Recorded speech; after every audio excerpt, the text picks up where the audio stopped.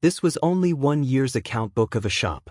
There were several shops like this in her dowry. It had been almost 20 years since her mother married her father, but so much money was actually taken by Madame Sure, Countess Yong. Although she was not short of money, sometimes she also wanted to buy some good jewelry. At this time, Countess Yong would point at the mulberry tree and scold the locust tree, saying that her shop not only did not make money, but also made the mansion lose money. How could she still have the face to ask her to buy jewelry from her shop? Di Yen never felt sorry for his concubines spending money. Now she thought that it was all her own money. Not only did he spend her own money, but he also disgraced her. Bitch, bitch. Qin Yuru was very angry. She only hated that she trusted their words too much and did not check it herself. When she was in Jiangzhou, she helped Madame D to manage the house, so she was not unfamiliar with checking accounts. In Jiangzhou, she also helped Madame D to manage the shop. Even because she was about to get married, Madame D let her handle the business of several shops on her own. How could he not see that this account book was real? Not only was it real, every account in it was very clear, very clear, very clear, and very clear. Young madam, let's go to talk to old madam. Mei Shui was Qin Yuru's principal maid. She also had a bad life in Duke Yong's mansion. Now she also understood the meaning of this and was very angry. Yes, young madam, let's go now. Mei Yan also said hurriedly. The old maid suddenly knelt down and said, Young madam, my whole family belongs to young madam. Please save my family. If it really comes to that point, young madam may not be able to testify for young madam because young madam has control over my family.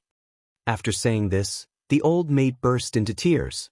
In Duke Yong's mansion, Countess Yong held great power, and Qin Yuru was a daughter-in-law with a bad reputation. She was really no match for Countess Yong. If this old maid did not testify for her, it was possible that Countess Yong would put the blame on her. Qin Yuru took a deep breath. Although her face was red with anger, her expression became cold. In the past 3 years, she was not as impulsive and reckless as she used to be. Although she was not afraid of Countess Yong and even felt that it was okay to have a life and death struggle, she could not directly complain to old madam in the mansion. Moreover, she did not believe that old madam really knew nothing about this. In the past, this grandmother had always given her a very wise feeling. For so many years, even if Countess Yong could hide it from others, she could not hide it from old madam. Old madam had always been partial to Di Yen. Qin Yuru did not believe old madam. If old madam really protected her, why had her life in the mansion been only superficial? Di Yan's concubines could climb over her head, and Countess Yong wanted to kill her to have no children. She hated Di Yan, Countess Yong, old madam, and everyone in Duke Yong's mansion. Qin Yuru gritted her teeth and said, Don't worry, I will not hand you over. Thank you, young madam. Thank you, young madam. The old maid breathed a sigh of relief, kowtowed again, and then wiped away her tears and snot, expressing her gratitude. Will these account books be found by them? Qin Yuru asked. No, it should not be. These are the account books of last year. When I saw them, the accountant put them on a box aside. It seems that they were originally put in the box. There is a big basket, and they should be the account books that have been kept over the years. I also saw another basket of account books, and it seems that they have been seen outside for so many years. When talking about this, the old maid was a little confused and seemed to be at a loss. She didn't understand, but how could Qin Yuru not understand? Duke Yong's mansion had always kept 2 sets of account books. One set was used to seal her mother's mouth, and the other was the real one. One set was a loss, and the other was a gain. Madame Sure not only wanted to ruin her, but also covet her money. When she couldn't have children, she would marry a co-wife. At that time, the children born by the co-wife would be on her head. Even everything she had would be left to Madame D's children. How could Qin Yuru bear it? Thinking about it, she already had a plan in mind. If she was not good, Di Yen would not be good either. She would not let Madame Sure get good. She had nothing now, so what was there to be afraid of? Princess, a letter from Nanny Dong. Her handed over the letter in her hand with a smile. Xiao Wanru opened it and read it. Then she nodded repeatedly. Xiao Wanru had already found out about the 2 sets of account books. Now she urged Fanglan Embroidery Shop to pay back the money. Fanglan Embroidery Shop could not pay back the money, so she invited Nanny Dong and asked her to delay it for a while. Nanny Dong said that she was in urgent need of money, while hinting that everyone outside said that Fanglan Embroidery Shop was losing money. She was afraid that Butterfly Clothing Shop would also lose money. Of course, Supervisor Xiao of Fanglan Embroidery Shop understood Nanny Dong's hints. She knew that someone had said something to Nanny Dong behind their backs. In order to dispel Nanny Dong's doubts, she specially took out the account books of Fanglan Embroidery Shop in recent years and showed them to Nanny Dong. The reason why she trusted Nanny Dong so much and showed her the most precious account books was that when she borrowed money from Butterfly Clothing Shop in the past, this kind of account books was often sent to Nanny Dong. Now even if she showed Nanny Dong a few more books at once, Supervisor Xiao didn't think it was a big deal. In the past 3 years, Butterfly Clothing Shop had been very supportive of Fanglan Embroidery Shop and was a major pillar of Fanglan Embroidery Shop. The 2 sides had been trading for so long, and Supervisor Xiao also felt that Nanny Dong was just a shrewd shopkeeper. Butterfly Clothing Shop had only opened in the capital city 3 years ago. It was not a force that had existed for a long time in the capital city. It was convenient to use Fanglan Embroidery Shop and was not afraid of being known by others. Besides, it was said that the owner of Butterfly Clothing Shop was an ordinary businessman, and he usually did not live in the capital city and had no background. If he really found something wrong, it was not difficult to directly close down Butterfly Clothing Shop and put Nanny Dong in prison. Now, they were all businessmen. Of course, they had to discuss things calmly and with the attitude of a businessman. This was the first half of what Nanny Dong said in the letter, and the second half was not Nanny Dong's masterpiece. Chapter 9-10. After Supervisor Xiao invited Nanny Dong to Fanglan Embroidery Shop, she took out the account books of Fanglan Embroidery Shop over the years and showed them to Nanny Dong, so that she could rest assured that the money would be paid back. Later, in order to win Nanny Dong's trust, she deliberately took Nanny Dong around Fanglan Embroidery Shop to see the business of Fanglan Embroidery Shop and the flow of people coming and going. She even analyzed the location of Fanglan Embroidery Shop and the surrounding shops that complemented each other. After reading it, Nanny Dong felt satisfied and left. What Supervisor Xiao didn't know was that when she left with Nanny Dong, one of the sealed account books was missing. The missing one was the one that was sent to Qin Yuru. In the past, this set of real account books was hidden from outsiders. But in order to deal with Nanny Dong today, Supervisor Xiao deliberately moved out the box containing this set of account books and showed them to Nanny Dong openly under her nose. She also, casually, took a few books. Of course, this was to win Nanny Dong's trust. After reading Nanny Dong's letter, Xiao Wanru smiled slightly. Now that things had come to this, she would just wait for the situation to change. When Qin Yuru came to Fanglan Embroidery Shop, she not only brought Mei Shui and Mei Yen, but also a group of servant girls and old maids. All of them aggressively entered the accounting room of Fanglan Embroidery Shop. "Who are you? Hey!" A shop assistant came up to stop them and was pushed away fiercely by an old maid in front. "How dare you? This is..." Another shop assistant came up to stop them, but he was also pushed away and bumped into several female guests on the side. The 2 delicate misses, together with their servant girls, were almost knocked against the counter, and screams rang out one after another. Supervisor Xiao was sorting out the account books in the accounting room. In fact, she had sorted them out twice, but it was always wrong. One of the account books was missing, but she couldn't remember where it was lost. It was impossible for Madame Dong to have a chance to take it away. She had been with Madame Dong all the time and didn't come back until Madame Dong left. But why was one account book missing? Steward Xiao put down the box of account books at hand and went to the other side to find another box. This box of account books was fake and had been placed in the accounting room. Even if someone came to check, they would only find that this box of account books was fake. Fanglan Embroidery Shop claimed that it had always suffered a lot of losses, and even the shop assistant said so. When the box was opened, Manager Xiao checked the dates on it as he counted them.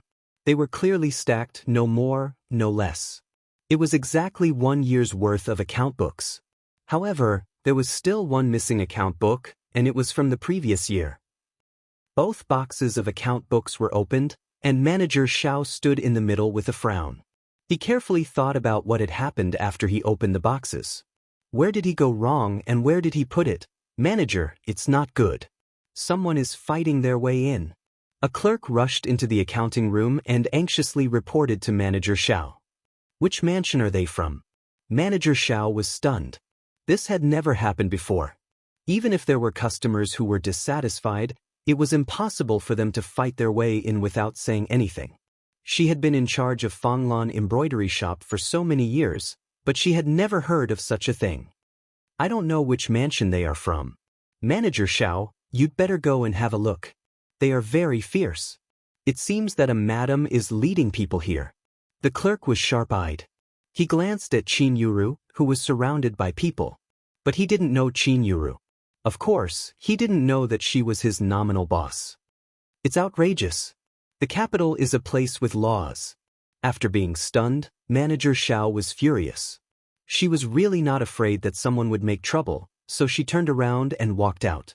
When she walked outside and saw Qin Yuru coming with a group of people, Manager Xiao's face changed dramatically. Others didn't know Qin Yuru, but she knew her. When she entered the mansion to report to Countess Yong, the servant girl beside Countess Yong pointed her to Qin Yuru from a distance and hinted her to be careful of this young madam. After all, she was the master of Fanglan embroidery shop on the surface.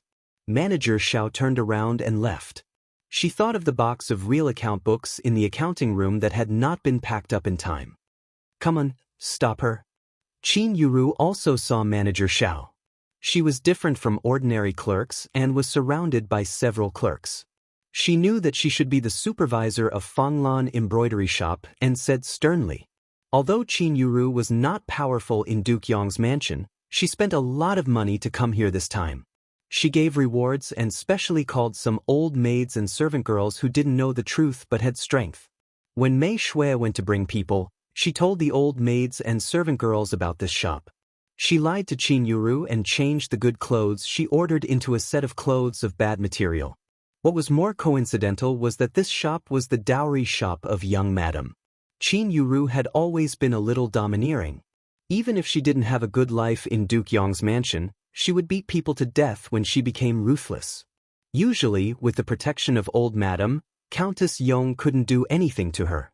This time, she said that she would smash her shop. She said that the supervisor of this shop played tricks on her, the boss. This time, she must teach her a good lesson. Therefore, she called a group of people in the mansion over. If they heard her say, "Do it," they should beat them. The more they beat, the more rewards they would get. Since it was young madam's own shop and it was young madam's order, no one disobeyed.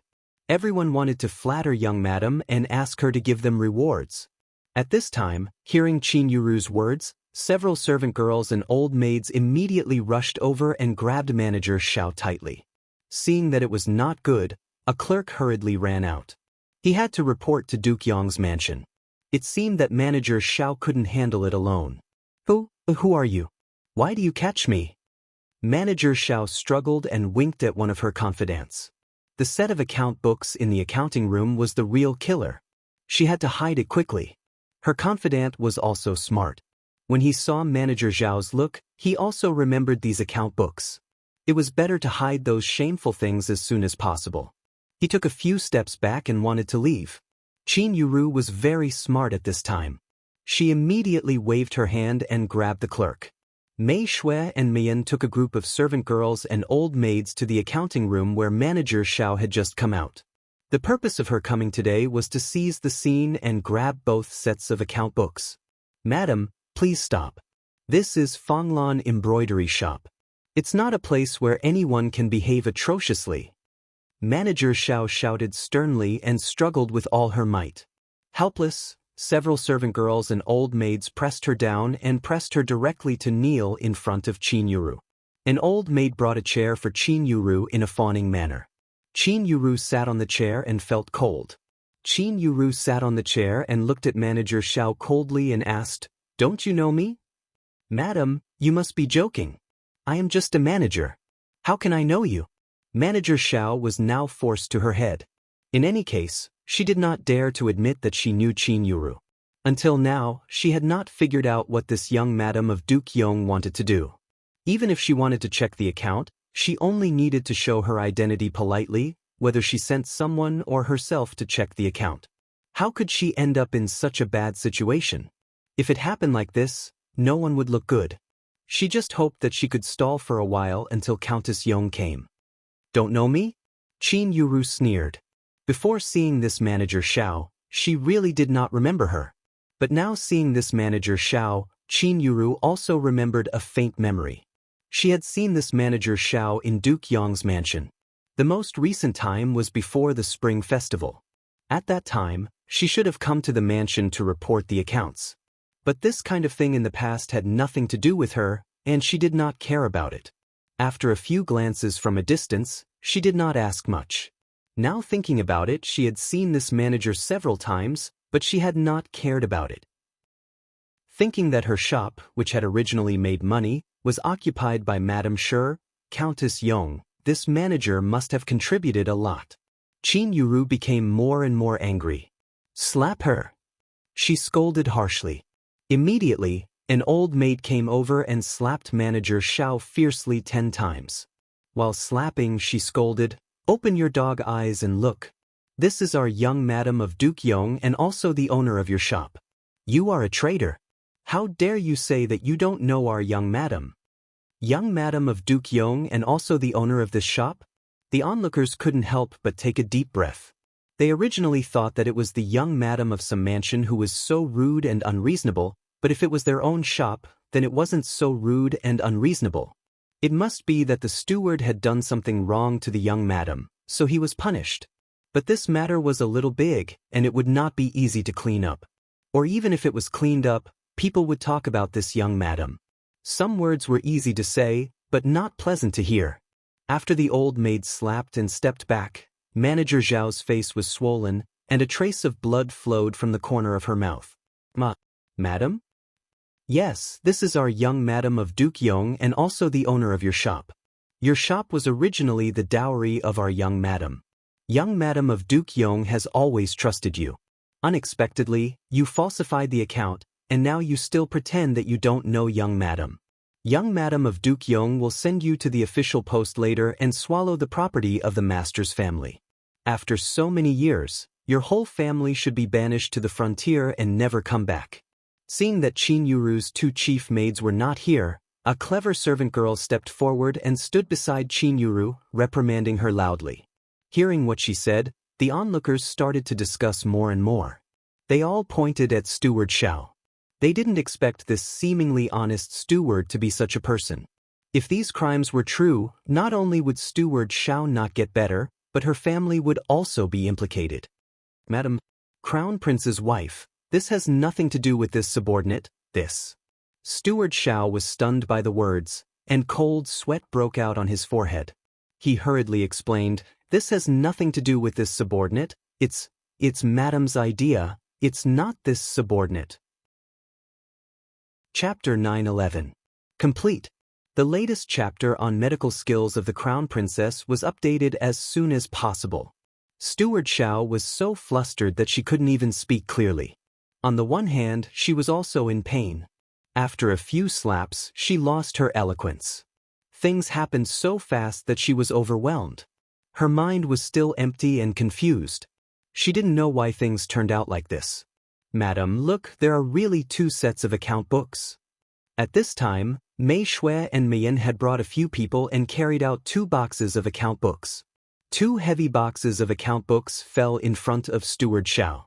Steward Xiao almost fainted. She really wanted to faint at this time. She couldn't deal with the situation in front of her at all. Mei Shui and Mian each took an account book from a box and gave it to Qin Yuru. Qin Yuru looked at the 2 account books of the same date with a gloomy face. One made a lot of profit, and the other almost lost money. At the end of the year, they even had to add a sum of labor costs. 2 sets of account books, one is real, and the other is fake. Good. For so many years, you have been deceiving me and losing money. Good. Come on, bring these 2 sets of account books and this dog. Let's go to the yamen and report the case together. Qin Yuru was so angry that she laughed. Young madam, it's not what you think. It's not me, it's madam's idea. Madam asked us to report the case in this way. We don't dare to touch any of the money and send it all to Duke Yong's mansion for madam. Steward Xiao screamed in panic. If they really went to the yamen, she might not have a chance to say some words. Didn't they say that young madam had no ability and couldn't even win the heart of young madam? Why was she so arrogant? Didn't madam say that she could completely ignore young madam? Did madam ask you to do this? Qin Yuru snorted coldly and asked. But. Steward Xiao hesitated again. She looked around and hoped that at this time, Countess Yong would come to save her. If you don't want to say it, don't say it in the future. When you enter the government office, you will be sentenced to death. Don't think that your backer will help you. For so many years, you have been helping others to plot my and my mother's dowry. The evidence is irrefutable, Qin Yuru said sternly with a gloomy face. These shops were originally the dowry of our young madam's maiden family, but they have been managed by Countess Yong. After our madam married into the mansion, they were still managed by Countess Yong. Countess Yong used to be the sister-in-law of young madam's mother, and now she is our madam's mother-in-law. How could she covet the dowry of young madam's youngest sister-in-law and her daughter-in-law? She has been making false accounts in the past 20 years. It must be you who deceived your master, Mei Shui shouted. After all, Countess Qin was the mother-in-law of the wife of heir of Prince Yu. Qin Yuru couldn't say what others could say. Covet his wife's dowry? She not only coveted her daughter-in-laws, but also coveted her sister-in-laws, which lasted for about 20 years. This Countess Yong was really shameless and cruel. Mei Shui's words made the people around immediately understand the reason. Those who had thought Qin Yuru was unbearably rude couldn't help but sympathize with her at this time. It was not 1 or 2 years, but 20 years. This countess was really shameless. How could she do such a thing? Coveting the dowry shops of young madam's daughter-in-law was already shameless enough. Moreover, there was also her youngest sister-in-law. Some people thought of the old story of young madam of Duke Yong and immediately understood that she was telling the truth. This young madam of Duke Yong didn't marry into her uncle's family. It was her cousin who married this young madam of Duke Yong's family, who had lost her reputation at that time. She was the daughter of Ningyuan Army General. Ningyuan Army General used to live in Jiangzhou and returned to the capital city 3 years ago. Since this shop should be the dowry of young madam of Ningyuan Army General, it was also Duke Yong's daughter who married the daughter of young madam of Duke Yong's mansion. Because young madam of Ningyuan Army General went to Jiangzhou, although the shops in the capital city were counted under young madam of Duke Yong's mansion, it was Countess Yong who had been in charge. Later, when the first Miss of General's mansion married into Duke Yong's mansion, these shops were recorded under the name of the first Miss and became her dowry. At present, it seemed that she didn't get a penny whether it was recorded under her name or the previous young madam of Duke Yong's mansion. Instead, it was Countess Yong who coveted it. This was truly a shocking matter. As for Supervisor Xiao herself, no one believed that she really dared to covet so much money from her master's family. It had been so many years, not just 1 or 2 years. Judging from Supervisor Xiao's age, she wouldn't be in charge of this shop for a long time. There was no other explanation except that it was coveted by Countess Yong who was in charge. The business of Fanglan embroidery shop was good, and the customers were all misses and madams of aristocratic families and rich families. At this time, they all looked at the whole scene and despised Countess Yong. Some servant girls and old maids even began to talk about it. Young madam of Duke Yong, it's really not me. It's madam's idea? Now, Supervisor Xiao couldn't bear what had happened today. Nonsense, why did madam do this? Why did she embezzle my mother's dowry? Qin Yuru's face became more and more gloomy.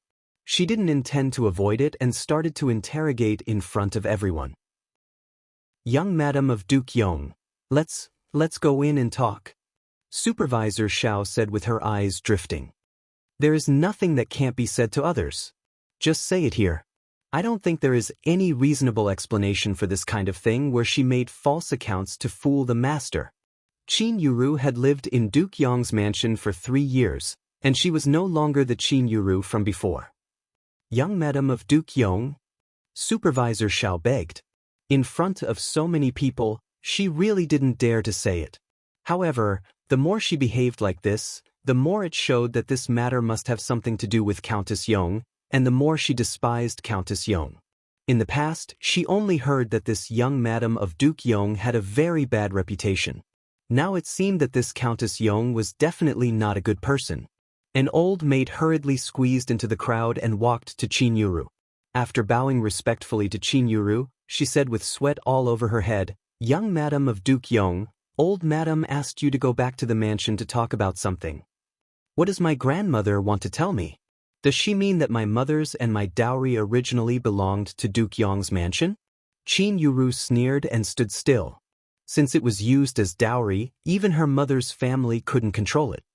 Young Madam of Duke Yong, old Madam said that this matter is very important. You should go and have a look. The old maid was anxious and panicked. She was also very helpless. Old Madam had given a strict order that she must let young Madam of Duke Yong go back. Otherwise Old Madam and Madam of Duke Yong would definitely not spare her. Wait for me to deal with the matter here, then go back. Go back. Qin Yuru was not swayed by his words. Young Madam of Duke Yong. The old maid said again. Young Madam of Duke Yong, let's go back first. We can't really interrogate here, can we? Mei Shui rolled her eyes and whispered. No matter what, Old Madam was an elder, and this matter was related to Countess Yong, not Old Madam of Duke Yong. Asking her to go back should also mean to deal with the matter properly. If Qin Yuru stubbornly refused to go, it would also be very unreasonable. Well, come on, send this dog servant and these 2 boxes of evidence to the yamen, and let the yamen check what is going on. Qin Yuru finally got up, and Steward Xiao breathed a sigh of relief. But before she exhaled, her heart was heavy again. Even if Old Madam appeared, young Madam of Duke Yong would not stop. Yes, I will arrange it right away. Mei Yen answered cleverly. She pushed away the old maid who came later, asked 2 rough old maids to tie Steward Xiao, and asked other people to carry the 2 boxes. Young Madam of Duke Yong? Steward Xiao still wanted to say something, but was pushed away by Mei Yen fiercely. She had to take 2 steps back, unable to get close to Qin Yuru. Seeing Mei Yen leave with the witnesses and evidence, Qin Yuru stood up and went back with a group of servant girls and old maids. After they left, all the people in Fanglan embroidery room were talking about it. They all said that Countess Yong was too greedy and did such a thing. If it was a well-behaved family, it was okay to divorce such a woman, but no one knew how Duke Yong's mansion would deal with it. Not only Duke Yong's mansion, but also Ningyuan Army General's mansion. Although this Ningyuan Army General had just been in the capital city for a few years, he was favored by the emperor. His only daughter had encountered such a thing, so he had to give an explanation, not to mention the endless discussion outside. Duke Yong's mansion, which had been quiet for 3 years, was once again sent to the teeth of the storm. When Qin Yuru returned to the mansion, she saw Di Yen waiting there as soon as she got off the carriage. When he saw her get off the carriage, he even helped her, which had never happened in the past 3 years. "Why are you here?" Qin Yuru said in an unfriendly tone. "Grandma asked me to wait here for you to go there together," Di Yen said with a cold face. At this time, he was still fooling around with the newly married servant, but he did not expect to be called over by his grandmother and mother. Now he had to wait here to wait for Qin Yuru. He and Qin Yuru really disliked each other. "You don't have to wait here for me. I'll go in and ask Grandma what on earth is going on," Qin Yuru said with a gloomy face. "How long do you want to make a scene? Is it something serious? When you came to our mansion, who gave you food or clothes that you wore? Is there a need to make such a fuss and make Mother lose face?" Di Yen said impatiently. He had heard what happened to Qin Yuru outside the mansion from his grandmother, and he felt that Qin Yuru was a nuisance. "Nothing serious? Where did the money for my shop go? Did it raise a concubine or concubine for you? Di Yen, you are really shameless. How can you use your wife's money to raise your concubine? If this gets out, you can forget about staying in the capital. Qin Yuru said sarcastically, no longer hiding her disdain for Dian. Dian was so angry that he raised his hand to slap Qin Yuru's face. A man being called a man living off a woman, no one could bear it. Chapter 912. Complete version. The latest chapter on the medical skills of the Crown Princess. Hit me. Hit me. You are not a man if you don't hit me. Qin Yuru raised her face and said harshly, staring at Dian crazily. Being stared at by her crazy eyes, Dian couldn't help but feel scared. He took a step back and turned to walk inside. I won't argue with a crazy woman like you. Qin Yuru took 2 steps forward and followed Dian. She originally wanted to quarrel with Dian, but Dian walked too fast for her to catch up. They entered old Madam's yard one after another. When they entered the main room, they found that not only old Madam was there, but also Countess Yong, Madame Sher. Both of them looked bad. Madame Sher's eyes were a little red. Obviously, she had cried to old Madam just now. Dian and Qin Yuru bowed to old Madam. Old Madam waved to Qin Yuru and said, Yuru, come to Grandma. Grandma. Qin Yuru walked to old Madam with her eyes also red. Sit down first. Old Madam took her hand and asked her to sit down beside her. Then she sighed and patted her hand, saying, Don't blame your mother. She had no choice. Otherwise, she wouldn't have done such a thing. Qin Yuru felt a chill in her heart. She wiped away her tears and stared at Countess Yong with hatred, saying, Grandma, what do you mean? Did someone force mother-in-law to do such a thing? My mother trusted my mother-in-law so much and let her take care of everything, but she actually did such a thing. She was greedy for so many years. My mother's dowry shop was the same as not having it. If that's the case, why did she make such a beautiful dowry list in the first place? Her words made old Madam feel embarrassed. She sighed softly and comforted Qin Yuru. Yuru, it's not what you think. Originally, it was given to your mother. Since it was given to your mother, of course, it would be left to your mother. Everything belongs to your mother. But something happened at that time. Your mother-in-law couldn't handle the cash flow, so she used your mother's share. Grandma, do you mean that you also know it? Qin Yuru stared at old Madam and said with hatred. I don't mean that. Old Madam didn't know how to explain at the moment. Grandma, my mother trusts you so much and listens to everything you say, but you... Qin Yuru covered her face with a handkerchief and burst into tears. Old Madam was annoyed. She frowned and glared at Countess Yong. Countess Yong hurriedly explained, Yuru, the situation was very bad at that time. Your father-in-law had a serious accident. If we didn't take care of it, he would lose his position and be removed from office. I had no choice but to use your mother's money. Originally, I thought that after a period of time, when the mansion was better, I would compensate your mother again. I didn't expect that this matter has been delayed for a long time. The longer it is delayed, the more money it will cost. Grandma, do you mean that I haven't fully recovered yet? Qin Yuru put down the handkerchief covering her face and said coldly. Now, it's almost finished. Yuru, don't worry. When it's all done, I'll definitely give you and your mother all the money. Countess Yong promised. All the money for me and my mother? If I didn't find out this time, would I never make up for it? Grandma, I've been married into the mansion for 3 years. In the past 3 years, I listened to everything you said in the mansion, but you always looked down on me and made trouble for me. Not only did you help Dian torture me, but you also promoted your concubine to a higher position than me. I guess that in a few years, I will lose my life here. Qin Yuru said coldly. She said coldly. Since she had made trouble this time, she didn't intend to end it well. How can you say that about your grandma? Even if your grandma is a little biased, she won't be like what you said. Old Madam rebuked.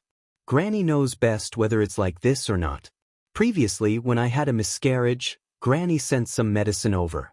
Today, I had someone take a look at it, and they said that the medicine has a taste that will hinder children. Granny, do you want to take my life, or do you want me to never have a son and make way for other women? At that time, my dowry and everything I have will belong to Dian. Qin Yuru said harshly. You, what nonsense are you talking about? Hearing this, old Madam banged the table heavily and shouted. Someone will know whether I'm talking nonsense or not. Qin Yuru trembled with anger. As expected, Grandma also knew about it. Looking at Grandma's face, she didn't look like she used to love her. Qin Yuru, if you talk nonsense like this again, I'll divorce you.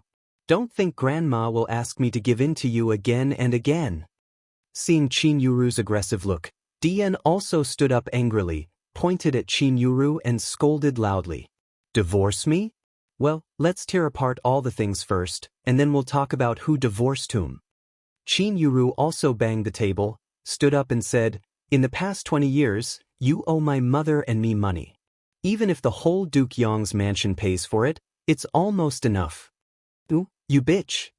Di Yen was so angry that he felt dizzy and reached out to hit her again. But he was stopped by his mother. Countess Yong winked at Di Yen and said to Qin Yuru with a flattering smile, Yuru, don't be angry. Your cousin is always so generous, and he has been like this since he was a child. But he is very kind to his own people. When I was sick and you were sick, he was the one who took care of us. I was sick? When I was sick, wasn't he playing with those cheap women in the yard? Qin Yuru gnashed her teeth in anger. She would have been fine if she hadn't said this, but now she was even more furious. She married into Duke Yong's mansion for 3 years, but Di Yen never liked her for a day. When they met, they quarreled. When Di Yen returned to the mansion, he mostly went to the yards of concubines and concubines to fool around. Usually he was not seen at all.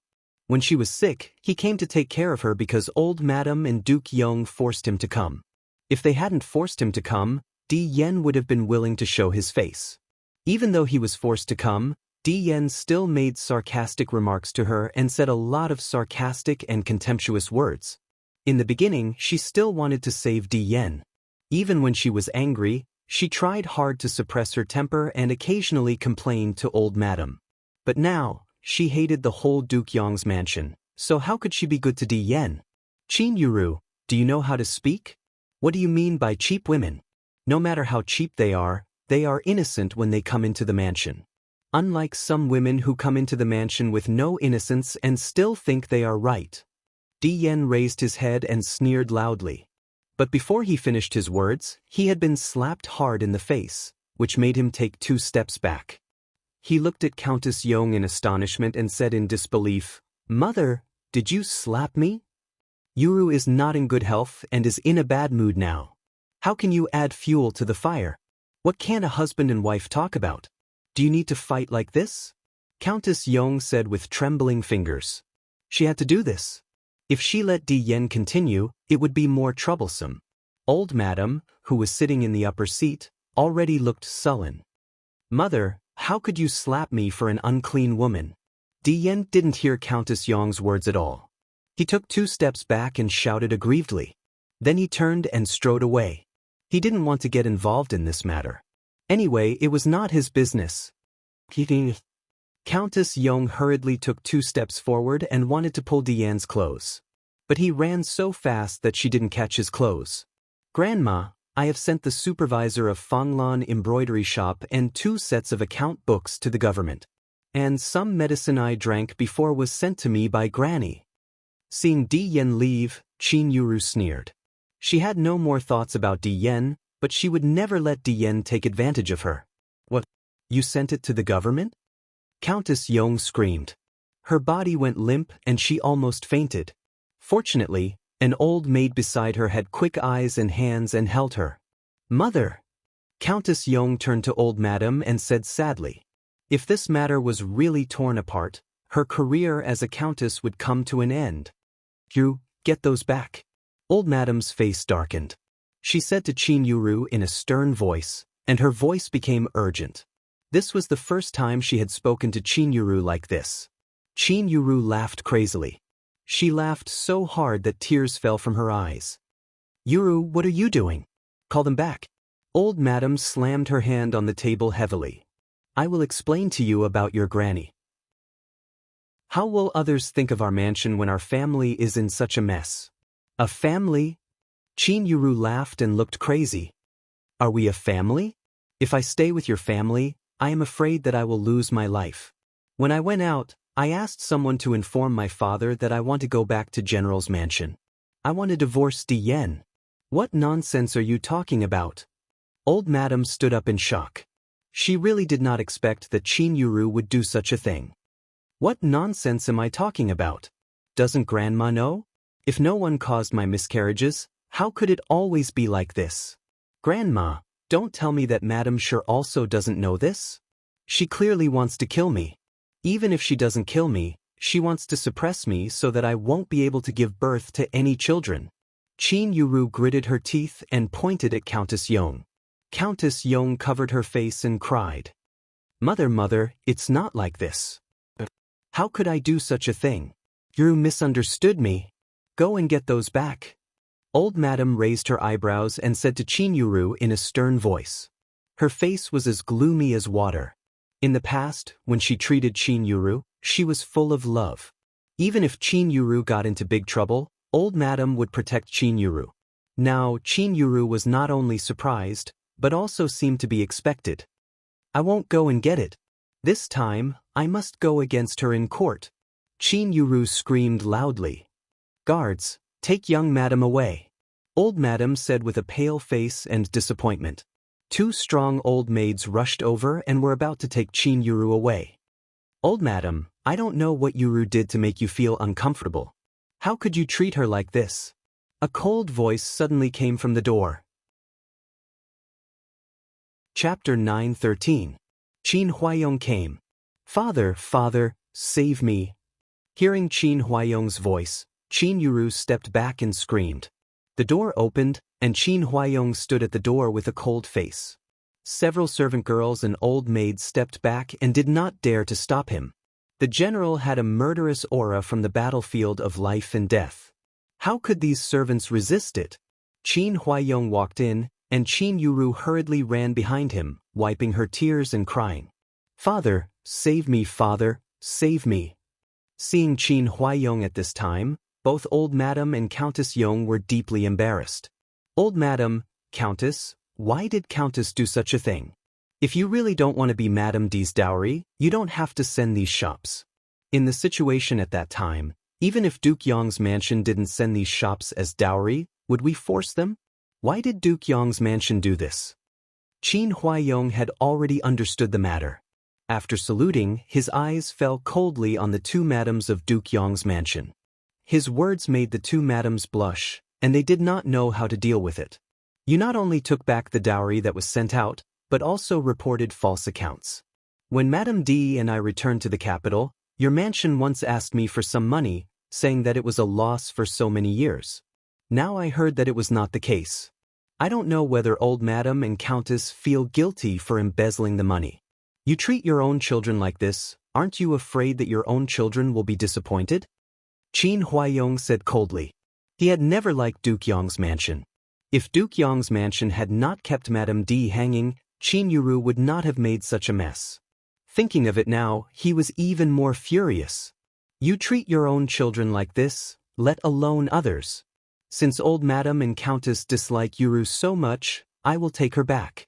No matter what she has done, she doesn't deserve to die.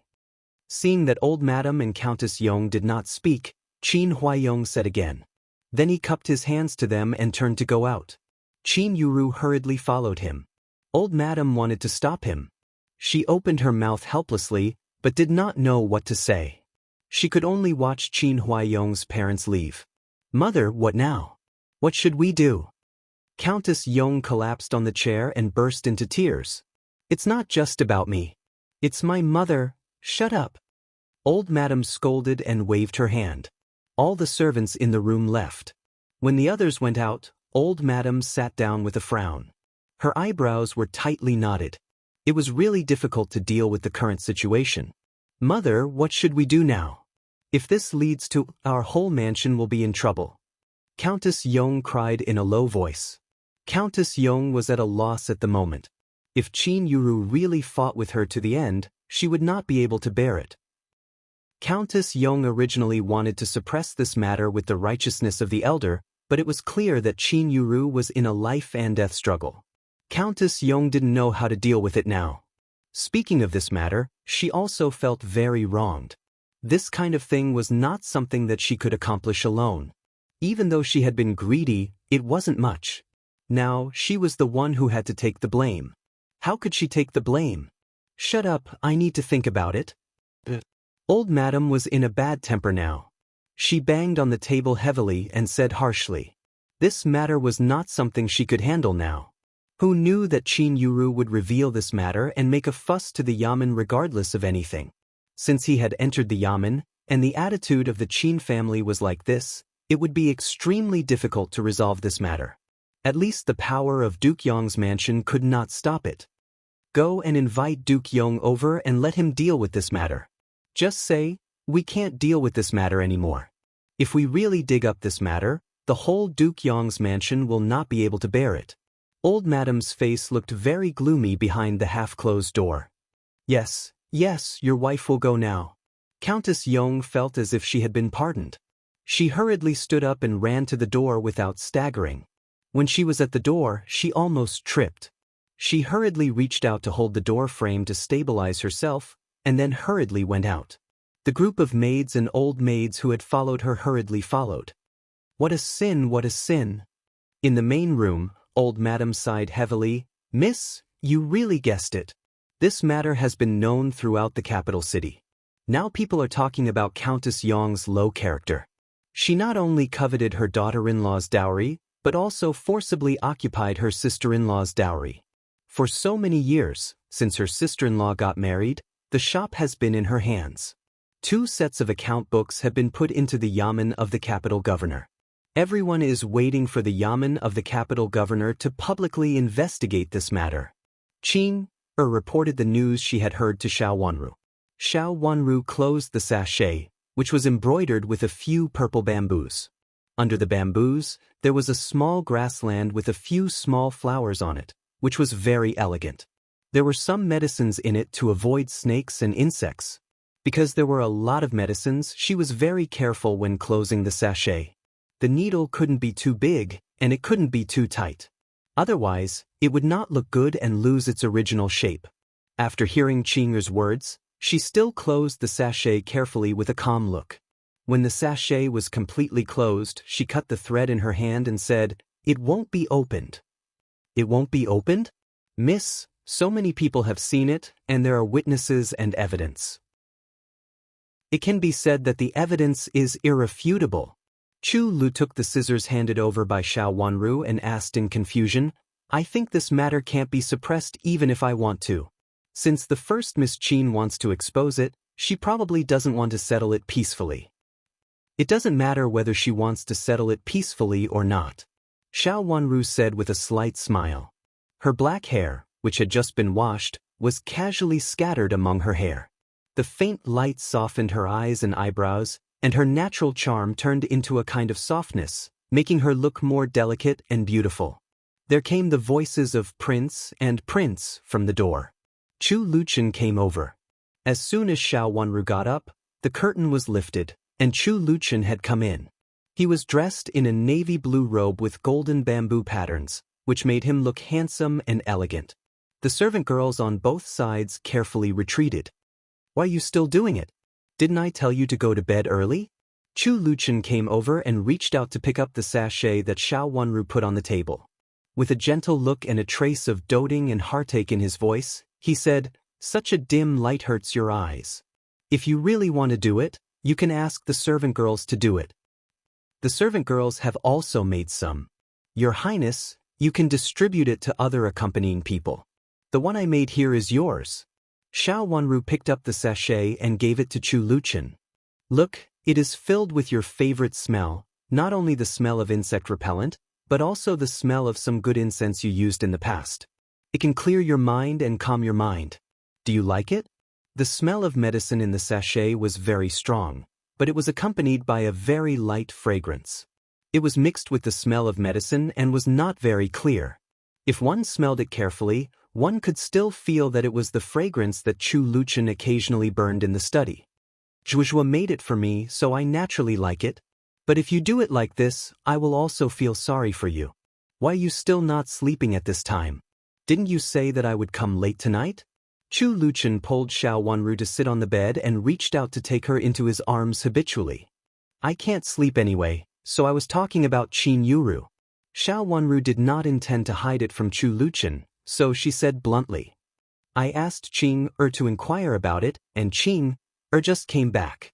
Xiao Wanru said. Chu Luchen lifted a strand of black hair falling on her eyebrows. The hair was half dry and hung down, making her face even smaller, as if it was only the size of a palm.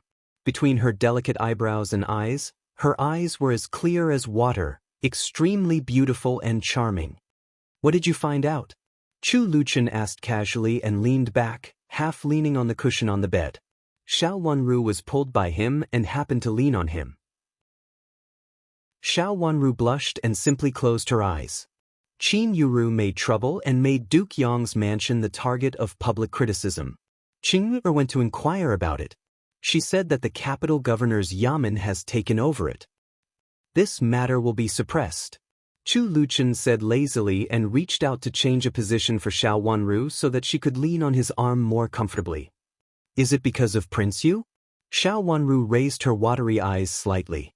In fact, it was not a question, but it sounded like a question. Chu Liuyue's hands are indeed very long, and the Empress will not like it. Chu Luchen said meaningfully. Xiao Wanru had once mentioned this to him before.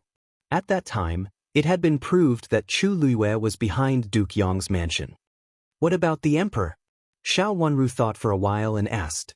The Empress would not like it even for the sake of her daughter. Uncle dislikes it even more. Chu Luchen raised the corner of his mouth and his long eyelashes fell on his pale eyes, as if he was mocking her. He doesn't want others to know what he likes or dislikes. There seemed to be another meaning in his words. Xiao Wanru thought for a moment and did not ask any more. Chu Luchen would deal with the Emperor, and she believed that he could handle it well. How will Ningyuan Army General's mansion deal with this matter? Will it implicate the people of the General's mansion? Xiao Wanru actually had some scruples. Although this matter should not involve Aunt Shui, she was afraid that there would be a deviation in this matter, so she subconsciously asked Chu Luchen. Of course not. Ningyuan Army General is not a stupid person. He is not as simple as you think. Chu Luchen said, You don't have to worry. I have said before that even if you make a big trouble, I will be there. Don't worry. After saying that, he gently patted her back and opened his eyes with a smile. His eyebrows and eyes were vivid, and he was handsome and charming. Xiao Wanru subconsciously raised her eyes and met his eyes. She felt sweet in her heart. After being reborn, it was actually difficult for her to trust others, but Chu Luchen was not one of them. It seemed that he would protect her at any time, which inexplicably made her feel at ease. There will be no trouble outside, but there will be trouble in the palace. Chapter 9:14. Remember in 1 second, 800 mail sign /say, net wonderful pop-up window free reading. There's trouble in the palace? Xiao Wanru's watery eyes rippled slightly and she said in confusion, Since there will be trouble in the palace, why can't there be trouble outside? Whether it was inside or outside the palace, it was actually the Emperor's intention. Since it was the Emperor's intention, how could he allow the palace to make a ruckus inside, but outside the palace the noise was loud but the ripples were small? My uncle cares a lot about his reputation. Chu Liuchen's beautiful eyes narrowed slightly, and his words sounded even more meaningful. Xiao Wanru frowned and thought for a while, but she still didn't understand what he meant. She couldn't help tugging at his sleeve and asked, What do you mean, Your Highness? We are already married. You don't have to call me Prince or Your Highness in private. Chu Lu squinted at her discontentedly. Master? Xiao Wanru asked tentatively. Call my name. Chu Luchen looked down at Xiao Wanru, and his eyes were full of Xiao Wanru's figure. When he looked at her like this, it seemed that Xiao Wanru was his whole world. Xiao Wanru didn't have time to blush again. After a little embarrassment, she called hesitantly, Chu Luchen. Chu Liuchen's voice was very low and soft, as if something had scratched his heart, making him feel soft and numb. He seemed to be pleased by something and smiled from the bottom of his heart to his face.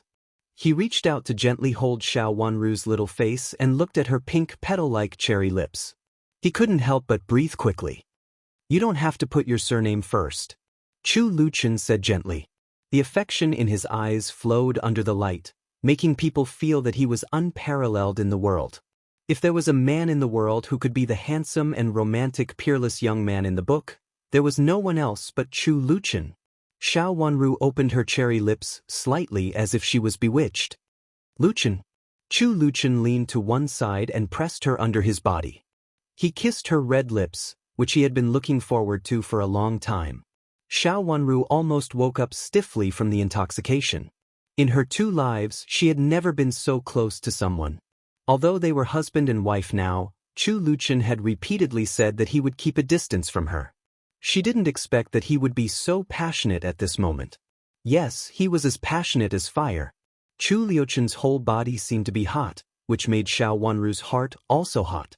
The blazing heat almost intoxicated her, but she immediately panicked and almost subconsciously pushed him away. Chu Luchen fell beside her. Xiao Wanru tried her best to calm down her breathing and her burning passion, but Chu Luchen seemed to be silent. Finally, she couldn't help turning her head with a blush. A pair of handsome eyes came into view. Chu Luchen was looking at her shy look sideways without moving. "What are you looking at?" Xiao Wanru said rudely. By the time she finished speaking, her face had turned even redder. "Look at my joie." Chu Luchen turned sideways and held Xiao Wanru in his arms. After a while, his body temperature had become much lower. Xiao Wanru buried her head in his arms and curled her lips, saying, "What's so good about me? This princess is naturally the most beautiful, but of course, only this prince can look at her." Xiao Wanru, who was blushing, was even more charming. Chu Luchen felt that he could hide his joie better. The most precious thing in his heart could not be peeped at by anyone. "You're talking nonsense again." Xiao Wanru reached out her hand and gently pinched Chu Luchen's waist.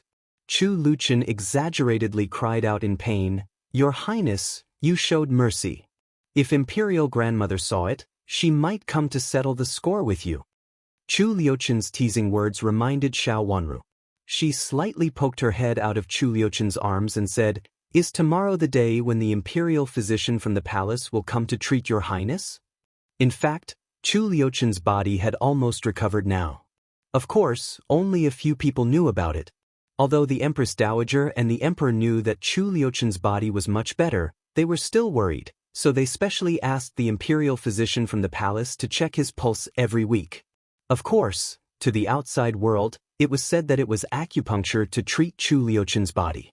Since it was acupuncture, even if it was just for show, he had to take off his clothes. On the day he entered the palace, Chu Luchen had mentioned it to Xiao Wanru. Xiao Wanru had kept it in mind. At this time, she suddenly thought of it and couldn't help asking. "It's okay. It's just checking his pulse. It's not a big deal," Chu Luchen said casually. "Since he has recovered, there's no need to check his pulse. Anyway, there are people in our mansion, so there's no need to invite people from the palace." Xiao Wanru was still a little worried. The Imperial physician in the palace who checked Chu Luchen's pulse was also his full-time Imperial physician. He was very loyal to the Empress Dowager, and only he knew Chu Luchen's physical condition. However, Xiao Wanru thought it was better to keep an eye on him. If someone wanted to harm this Imperial physician, it was very likely that Chu Luchen would be harmed. "Joie, are you worried about me?" Chu Luchen said with a smile. He was in a very good mood. Thinking that the girl in front of him was worried about him wholeheartedly, his heart softened. He had always been cold and heartless, not only to others but also to himself. He had never thought that one day he would fall in love with a girl like an ordinary man. Moreover, except for the girl in front of him, he didn't like anyone else, and he wouldn't care. No matter how many beautiful girls were in front of him, they were just ordinary people. "I'm talking to you about something serious." Xiao Wanru blushed and pushed him. "I'm talking about something serious. Don't worry. With you here, even if someone wants to plot against me, he can't. I heard that Zhuozhuo's medical skills are very good, and you have saved old Madame of Marquis Xing's mansion before. Of course, if you meet such an ignorant person in the future, Zhuozhuo, you'd better not reach out to him. Just let him die. Don't care too much about him. Zhuozhuo, you only need to care about me. Chu Luchen said seriously, but his eyes were shining brightly with a smile. Xiao Wanru reached out to cover his eyes and had to sigh with emotion. Fortunately, Prince Qin had a gloomy and cold temperament. Otherwise, just based on his appearance, there would be many women in the world who would come for him. Even if they just looked at him silently, they would be willing to do so. Her hand was pulled down by Chu Luchen, and then he kissed her gently on the corner of her mouth. The softness and touch made Xiao Wanru withdraw her hand suddenly, and her face turned red. He really didn't forget to flirt with her all the time. This was a totally different relationship from the time when she first met Prince Qin. Thinking of this, she frowned slightly. She thought of her previous life and Ji Huaxing in her previous life. Recently, she thought of something again. It seemed that she and Chu Luchen knew each other because of Ji Huaxing, but it was just her imagination and speculation. There was no real basis for her speculation, but she just thought so. She didn't know if the first time she met Chu Luchen in her previous life was the same as the first time she met him in this life. She felt an inexplicable sadness in her heart and reached out to hold Chu Luchen's waist. Although she knew that she was reborn, she couldn't remember anything about Chu Luchen and her in the previous life. But she was sure that they knew each other in the previous life. Not only did they know each other, but there might be some other things between them. Chu Luchen was full of joy for Xiao Wanru's initiative to approach him, but he was still dissatisfied with her slightly frowning eyebrows. He reached out to gently rub her eyebrows to remove the trace of sadness at the bottom of her eyebrows. Don't think about anything unhappy, Xiao Wanru said softly. She raised her watery eyes and a faint smile appeared on her white and tender face, which made people feel that she was unparalleled in the world with a pink face and red lips. Xiao Wanru bit her lip and avoided Chu Luchen's burning gaze. Her long eyelashes fluttered twice and she asked, "You haven't told me why there is a disturbance in the Imperial Palace, but there is no disturbance outside the Imperial Palace." Knowing that she was shy, Chu Luchen didn't force her anymore. He just held her hand with a smile and said, "My uncle values his reputation the most. Since Chu Luwe is involved in this matter, we can't let people outside the palace laugh at us. As for the consequences caused by this matter, my uncle must be furious. He doesn't intend to pass the throne to me yet." Hearing that, Chu Liyue's expression became serious. Why not? Xiao Wanru was surprised. The inheritance of the throne had to be completed by a son. In fact, she still didn't understand why the old emperor made Chu Luchen the crown prince in the previous life. Even though Prince Zhou and Prince Exen had accidents at that time, at least there was Chu Liyue. Or it could be said that there was only Chu Liyue. In fact, the emperor had no other choice but to pass on the throne to him. If there was a son, no one would pass on the throne to his nephew. However, the result was that Chu Luchen was made the crown prince instead of Chu Liyue, who was expected by everyone. Could it be that there was something fishy about this? Maybe he hasn't made up his mind yet. Anyway, there's no hurry. Let's take our time. Chu Liyue and Chu Liuzhou are not convinced by each other and have many advantages. In fact, it's very difficult to choose. Chu Luchen said lazily and reached out to stroke Xiao Wanru's beautiful hair. Xiao Wanru felt that this feeling was like the feeling when she stroked a cat in the past. Stroking the thick and soft hair of a cat, she felt very comfortable. Could it be that he stroked her as a cat? She glared at him fiercely, forcibly pulled down his big hand, and held it backhand to prevent his hand from messing around again. Unexpectedly, Chu Luchen got someone's idea and enjoyed the gentle holding of the beauty's hand in his arms with a peace of mind. Why not? It's always better to make the throne early, Xiao Wanru said. After thinking for a while, she bit her cherry lips and wanted to say something but stopped on second thought. She had hidden these words in her heart for a long time, but now she especially wanted to ask. She didn't know whether it was because the current mood was just right or because of other reasons. Xiao Wanru looked at Chu Luchen with her watery eyes and said bluntly, "Luchen, what do you think?" Her question was very abrupt, but Chu Luchen understood it. He held Xiao Wanru's little hand and gently squeezed her palm. Then he said naturally, The world originally belongs to me, so why should I not take it? Those who go against heaven will not be tolerated. Chapter 9:15. His Majesty is your uncle, Xiao Wenru said. She felt very surprised that Lu Chen didn't pass it on to his son but passed it on to his nephew. Since it can be passed on to the younger brother, it's not a problem to pass it on to my nephew, Chu Luchen said, holding Xiao Wenru's hand and gently rubbing it. Only his eyes were cold and bottomless, as if there was something in the darkest and darkest depths. Xiao Wenru's heartbeat was very calm, and she listened to him quietly. It was actually normal for Chu Luchen to say such bold and rebellious words. In the previous life, he had also come to this step. Although she didn't know the reason why he did it in the previous life, no matter what, she felt very sad when she saw his ruthless and desperate face in the previous life. Did he have a bad life in the previous life? Even though he finally stood at the top, he was actually not happy. Your Highness, do you like it? Xiao Wenru asked softly, holding back the bitterness in her heart. If I don't take this step, I will be doomed eternally. But I like it very much with Zhuozhua accompanying me.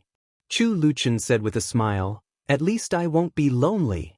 I like it very much with Zhuozhua accompanying me. His voice was very gentle, calm and steady, as if nothing could baffle him. Her heart, which had been a little restless, inexplicably calmed down. In an instant, it seemed that something had hit her heart, making her feel sour and bitter. How did Chu Luchen live in the previous life? The bloody corpses of the women covered the entire palace. Their eyes were filled with despair as if they had fallen into the eternal darkness. I will accompany you, Xiao Wenru said in a low voice with slightly red eyes. It sounded like she was talking to herself, but it also sounded like a promise to Chu Luchen.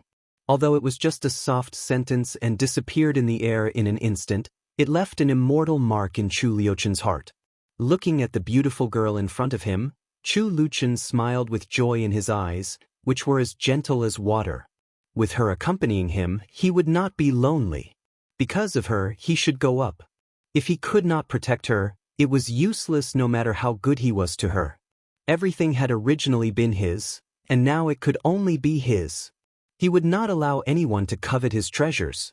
The night was peaceful in Prince Chen's mansion. Through the window, a pair of beautiful people could be seen lying side by side. The light gently shone on them, and a faint layer of dim yellow dyed their delicate and beautiful eyebrows and eyes, which looked like a painting. In Prince Yu's mansion, in Chu Liuyue's study. Tell me what's going on? Chu Liuyue stared at the middle-aged man in front of him with a livid face.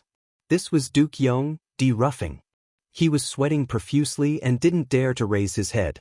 Your Highness, this is really unexpected, Di Ruffing stammered. In the past, he was also a calm middle-aged man, but at this time, he was reprimanded to the point that his face turned pale. Usually, he was just an ordinary noble and a declining noble. He looked very mediocre, and his son was even more hopeless. Almost no one was optimistic about Duke Yong's mansion, and no one took him seriously. But in fact, he had sought refuge with Prince Yu long ago. In other words, he was not Prince Yu. He had sought refuge with Prince Yu's biological mother, Concubine Da, and was a hidden chess piece secretly arranged by Concubine Da.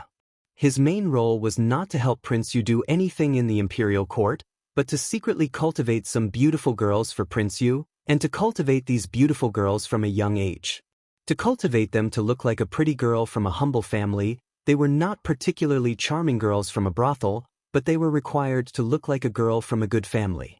Even if they went in and out of someone's house as a servant girl, they had to look like a pretty girl from a humble family who had to be forced into such a predicament. Compared to the prostitutes from the brothels, these kinds of women were more easily accepted by the madams of the big families.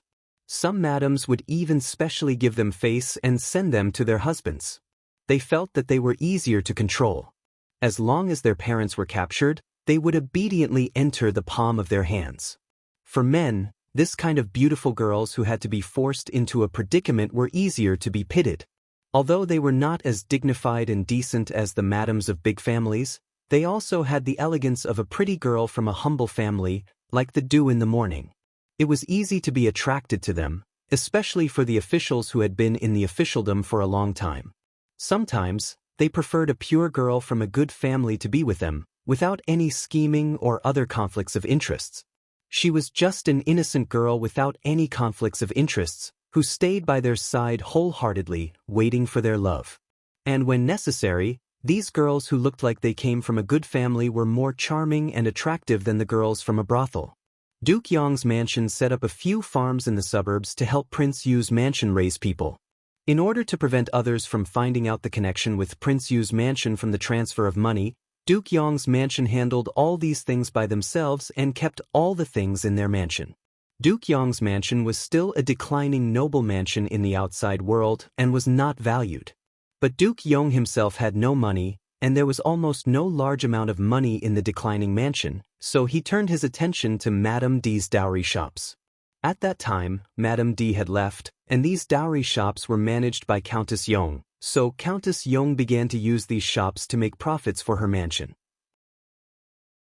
Then she offered money to invest in the cultivation of these girls. In order to make these girls perfect, a lot of money was naturally spent. Although Chu Liwei sometimes sent some money to them in a roundabout way, he did not dare to do too much. Moreover, if he took too many roundabout ways, he would be afraid that others would find out. Duke Yong mostly saved himself. In this regard, Chu Liwei secretly praised him again and again, but now this matter was exposed by Qin Yuru. How could Chu Liwei not be angry? Your Highness, now we should think of a way to calm this matter down. Advisor Mr. Lu frowned and advised. How to deal with it now? My father will definitely get the news. Chu Liwei was so angry that he paced several times in the study. Recently, everything was not going well for him, and now even Duke Yong's mansion was in trouble. Your daughter-in-law is ignorant. You should have dealt with her earlier. Why did you let her make such trouble now? Your Highness, after all, she is my mother's granddaughter. Xiao Ruffing smiled bitterly. At this time he also regretted it. If he had known it would be like this, he would not have been soft-hearted at that time and directly killed her.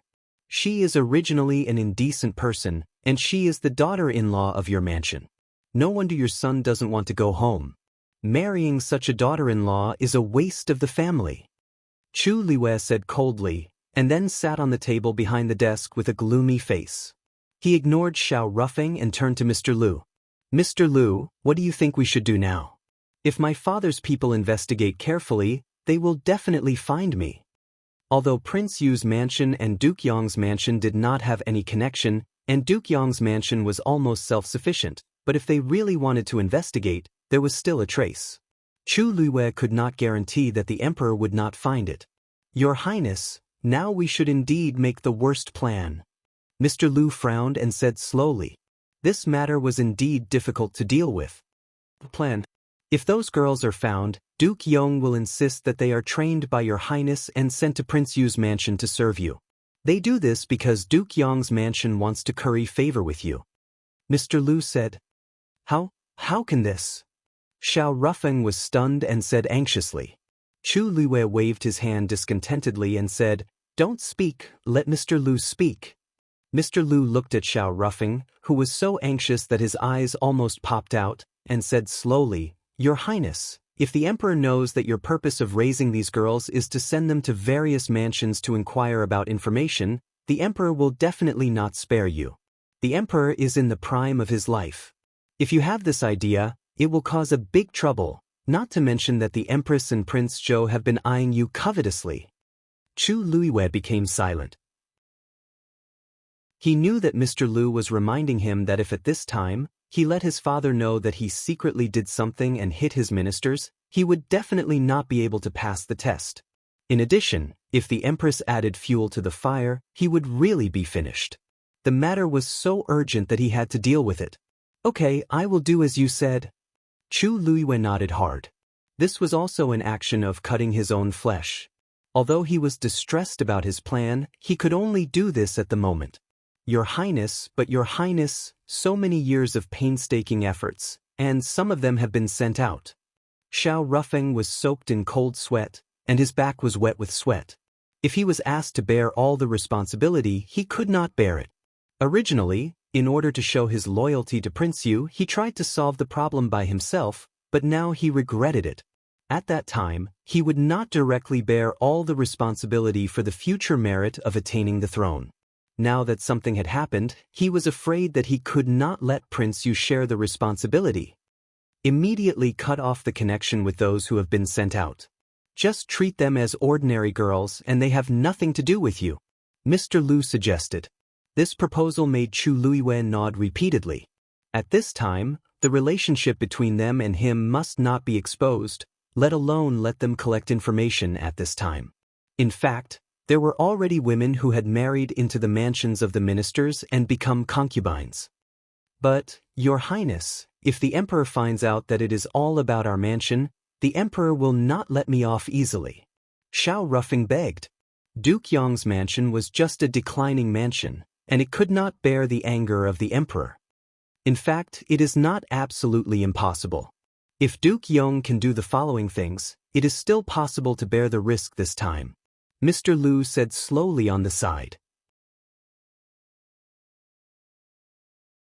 Chapter 9:16.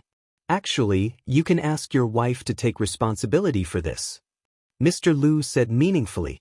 This time, not only Duke Yong Xiao Ruffing looked at Mr. Lu expectantly, but also Chu Luiwe, who asked, "What do you mean?"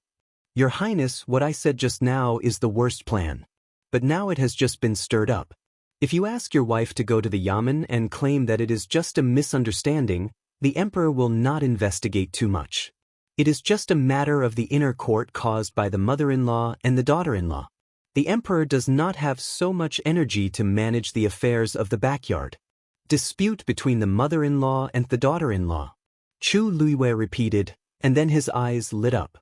He couldn't help clapping his hands and said, "Wonderful, wonderful." As long as it was a dispute between the mother-in-law and the daughter-in-law, it was the smallest thing. Even if it was a scandal, it was impossible for the Emperor to carefully investigate such a trivial dispute between the mother-in-law and the daughter-in-law in the backyard. But, who will take responsibility for this? Xiao Ruffing said bitterly. He already had a bad feeling. Of course, let your wife suffer some grievances. She should admit her mistake first and coax your wife. I heard that your child is not very good to your wife. Let your child accompany your wife to go to the Yamen and persuade her to come back. Let her go to the Yamen to withdraw the complaint. It is the best to end the trouble, Mr. Lu analyzed. But, such a reputation. Xiao Rufeng's voice became hoarse. Although he did not treat Countess Yong well, if this matter fell on Countess Yong, it would inevitably be related to him and affect the reputation of the entire Earl's mansion. And with such a reputation, Countess Yong could only meditate in the Buddha Hall if she was not divorced. It was not that he was reluctant to let Countess Yong meditate in the Buddha Hall. It was because most of the affairs of the raised girls were managed by Countess Yong and old Madam. If Countess Yong was not happy and made trouble, it would be a big deal. My wife knows that I'm raising a girl, and she's the one in charge. If I let her take the responsibility this time, I'm afraid it will cause more trouble. Xiao Ruffing braced himself and said. He had to say this. If that's the case, I might have to ask Uncle to do a little more. Mr. Lu thought for a while and said, "W it." Xiao Rufeng's face changed dramatically. After asking your wife to invite young Madam of Duke Yong back, your wife will fall ill or even die. If this is the case, others will talk less about Duke Yong's mansion, and it will not arouse the Emperor's suspicion. Mr. Lu paused and said. Xiao Rufeng's hands trembled as he said, This is possible. Duke Yong, I will remember your kindness. Don't worry, I just made your wife sick. Nothing bad will happen to her.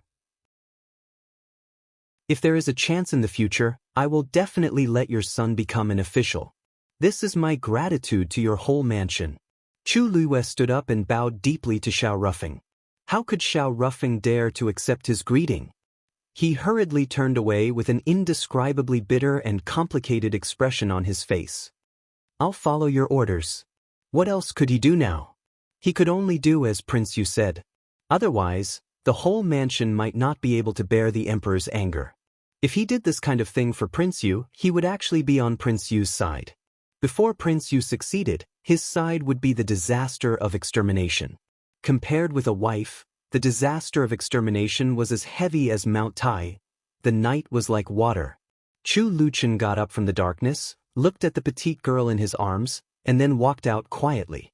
He put on the outer robe and walked outside. Xiao Xuanzi had been waiting outside. "How is it?" Chu Luchen stood in the yard with his hands clasped behind his back and asked coldly. "It's ready. Don't worry," Xiao Xuanzi whispered. "What about Chu Liuzhou?" Chu Liuchen's eyes were cold. "I've disclosed the matter. Prince Zhou hasn't slept yet, nor has Prince Yu. Duke Yong has entered Prince Yu's mansion and hasn't come out yet," Xiao Xuanzi said. Chu Luchen raised his head. Under the moonlight, his handsome face looked a little cold and fierce. At the moment he was more like an elegant Azura king, looking down at the world with coldness. Everything had been arranged when Xiao Wanru told him that Chu Luiyue was behind Fanglan embroidery shop. He was just waiting for the right opportunity to disclose the matter. Chu Luiyue would definitely avoid trouble, but it was difficult for him to adapt to it. Moreover, Chu Liuzhou was not weak. He had also been watching Chu Luiyue. When Xiao Wanru woke up, Chu Luchen was not beside her. She guessed that he had gone to practice martial arts. Only after marrying into Prince Chen's mansion did she know that Chu Liuchen's current body looked a little weak, like a sick and weak young master, but in fact, his health was not bad. In particular, he had been practicing martial arts since he was a child. Although there were interruptions because of his illness, he had been practicing martial arts for so many years. Moreover, he was good at martial arts. This reminded Xiao Wanru of a long time ago. At that time, Chu Luchen climbed over the wall to find her. Hearing Xiao Wanru's voice, Yu Jie and Chu Lu immediately came in to serve her. "Where's the prince?" Xiao Wanru sat in front of the dressing table and asked. It was getting late outside, and there were no elders in Prince Chen's mansion. Xiao Wanru felt embarrassed. After not having to pay respects to the prince, she went to bed very late now, especially after they talked for a long time yesterday. "The prince has already had breakfast. Let the princess enjoy it herself." "He went to the front yard to deal with the affairs," Yu Jie replied with a smile. Before they entered Prince Chen's mansion, Yu Jie and Chu Lu were still a little worried. But now, all their worries were gone. Prince really cared about his master. His Highness only had eyes for the princess and no other women. Moreover, the servants around Prince were all eunuchs, so no young woman could get close to him. Thinking of this, Yu Jie suddenly remembered something and said, "Miss, just now the supervisor came to ask how to deal with the 2 palace maids in the palace."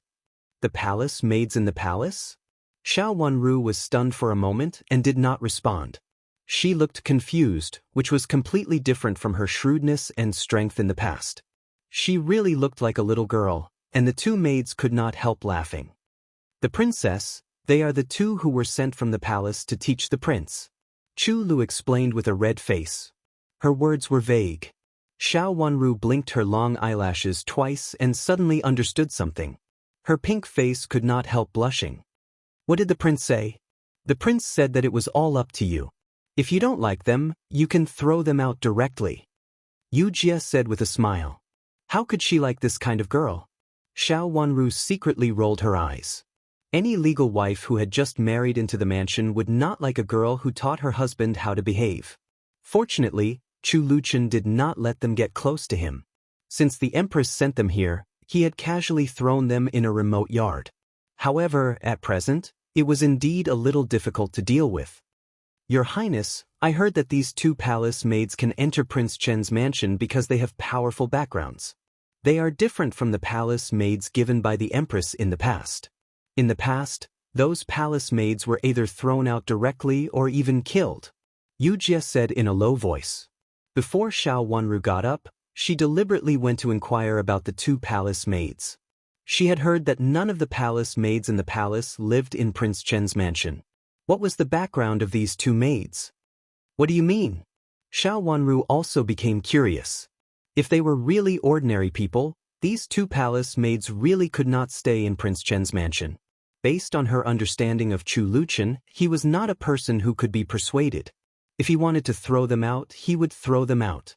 If they made him unhappy and those women dared to covet him, they would even have to die in Prince Chen's mansion. With such a notorious reputation, none of the palace maids dared to come to Prince Chen's mansion. "Your Highness, I have inquired about them. One of the 2 palace maids was sent here by the Empress Dowager, and the other was chosen by the Empress. The one sent by the Empress Dowager seems to have something to do with Nanny Wei, who works for the Empress Dowager. It seems that she is a niece of Nanny Wei's maiden family. Although she lives far away from Nanny Wei, she is related to Nanny Wei, and the Empress Dowager used to like her very much. The palace maid sent by the Empress also has something to do with the Empress. It seems that she is a relative of the Empress Dowager's maiden family. Her ancestor was an official. Later, something happened to her, so she became a slave. The Empress Dowager took pity on her cleverness and specially let her stay in the palace. Now, she is also very popular in front of the Empress." Xiao Wanru's eyes darkened. Therefore, she couldn't treat them as she used to because they both had powerful backgrounds. "They want to see me?" Her watery eyes were slightly cold, and she already had an idea in her heart. No one had mentioned this matter in the past few days. It could be seen that the 2 of them had behaved themselves before, but now they couldn't behave themselves anymore. According to the supervisor, it seems to be what they mean. Yu Jie was a little angry. The more unusual the identities of the 2 of them were, the more difficult it was to deal with this matter. Thinking that her miss had just entered the mansion and become a prince's mansion, Yu Jie felt angry for Xiao Wanru. No matter what relationship they had, they were just 2 palace maids. Could they take this opportunity to climb over the princess's head? Just let them stay here. I have no time to deal with them now. Xiao Wanru waved her hand lazily and said, "They really thought that they were important people just because they wanted to see them." She didn't care what the identities of the 2 of them were before. Since they had entered Prince Chen's mansion, they had to abide by the rules of Prince Chen's mansion. Of course, it would be better if they were anxious. Subconsciously, she knew that the 2 palace maids were not simple. They were inextricably linked to the Empress Dowager and the Empress. If they were not special, they would not be sent here. Then what were they after? Was it because of Chu Luchen? Knowing that Chu Luchen would not like to see them, so what if the Empress Dowager and the Empress were behind them? Then, what was the purpose of them entering the mansion? Was it to sow discord between the Empress Dowager and Chu Luchen? Or was it to sow discord between her and Chu Luchen? Or were there other purposes? At present, she was not clear about it, so she could only deal with it by remaining unchanged. She wanted to see whether the 2 palace maids, who had fallen into Prince Chen's mansion, were anxious or not. Chapter 9:17. The matter of Duke Yong's mansion eventually reached the Imperial court. Many censors complained that Duke Yong, Xiao Ruffing, did not manage his family strictly. They said that Countess Yong was not kind and coveted the dowry of her sister-in-law and daughter-in-law for so many years. If the madam of an aristocratic family behaved like this, it would really disgrace the whole aristocratic family. Some people advocated that Duke Yong should divorce his wife. Some people said that Countess Yong was unvirtuous and should be sent to the temple directly, so that she could pray for her family in the temple for the rest of her life. Some people even said that Countess Yong had caused her daughter-in-law's miscarriage in order to occupy the shops of her daughter-in-law. Moreover, she added drugs to her daughter-in-law's medicine to prevent her from having children. Her heart was so vicious that it made people's hair stand on end. The words and the memorials made Xiao Ruffing kneel in the main hall. He trembled all over and was speechless. The emperor was so angry that he threw all the memorials to Xiao Ruffing, and then ordered everyone to stop talking about this matter and focus on business. With the emperor's words, this matter was temporarily stopped. The officials returned to their positions and proposed their own political affairs related to the imperial court. Chu Luchen sat in the wide chair, holding his head with his elbow, squinting at the scene in front of him with a lazy look. The chair had always been placed like this, even though he was in good health now. Chu Luiwei stood in his place with a calm look, and Chu Liuzhou stood behind him with a calm look. It was hard to believe that they both wished each other dead just by looking at their faces. One was secretly flustered, and the other was secretly complacent. Chu Qing looked excited. Although he did not know the specific matter, he faintly felt that it would not be simple. The officials submitted the memorials to the emperor one by one, and the emperor handled the affairs with a dignified look. Everyone seemed to not see Duke Yong, Di Ruffing, and turned a blind eye to him kneeling in the main hall. This kind of turning a blind eye made Di Ruffing panic. He took a deep breath, thinking of what Prince Yu said yesterday and what his wife and son said before they went out today. They promised to coax Qin Yuru back, and no matter what conditions Qin Yuru put forward, they would agree to her, and this matter would not be blown up. He didn't know what was going on outside. If this matter ended here, it would be fine. Di Ruffing felt uneasy and his back was soaked with cold sweat. The emperor's silent attitude made him unable to concentrate, and he even wanted to faint in front of the hall. When the meeting was finally over, the emperor took the princes to the Imperial study room. Di Ruffing was dragged into the study room by a eunuch.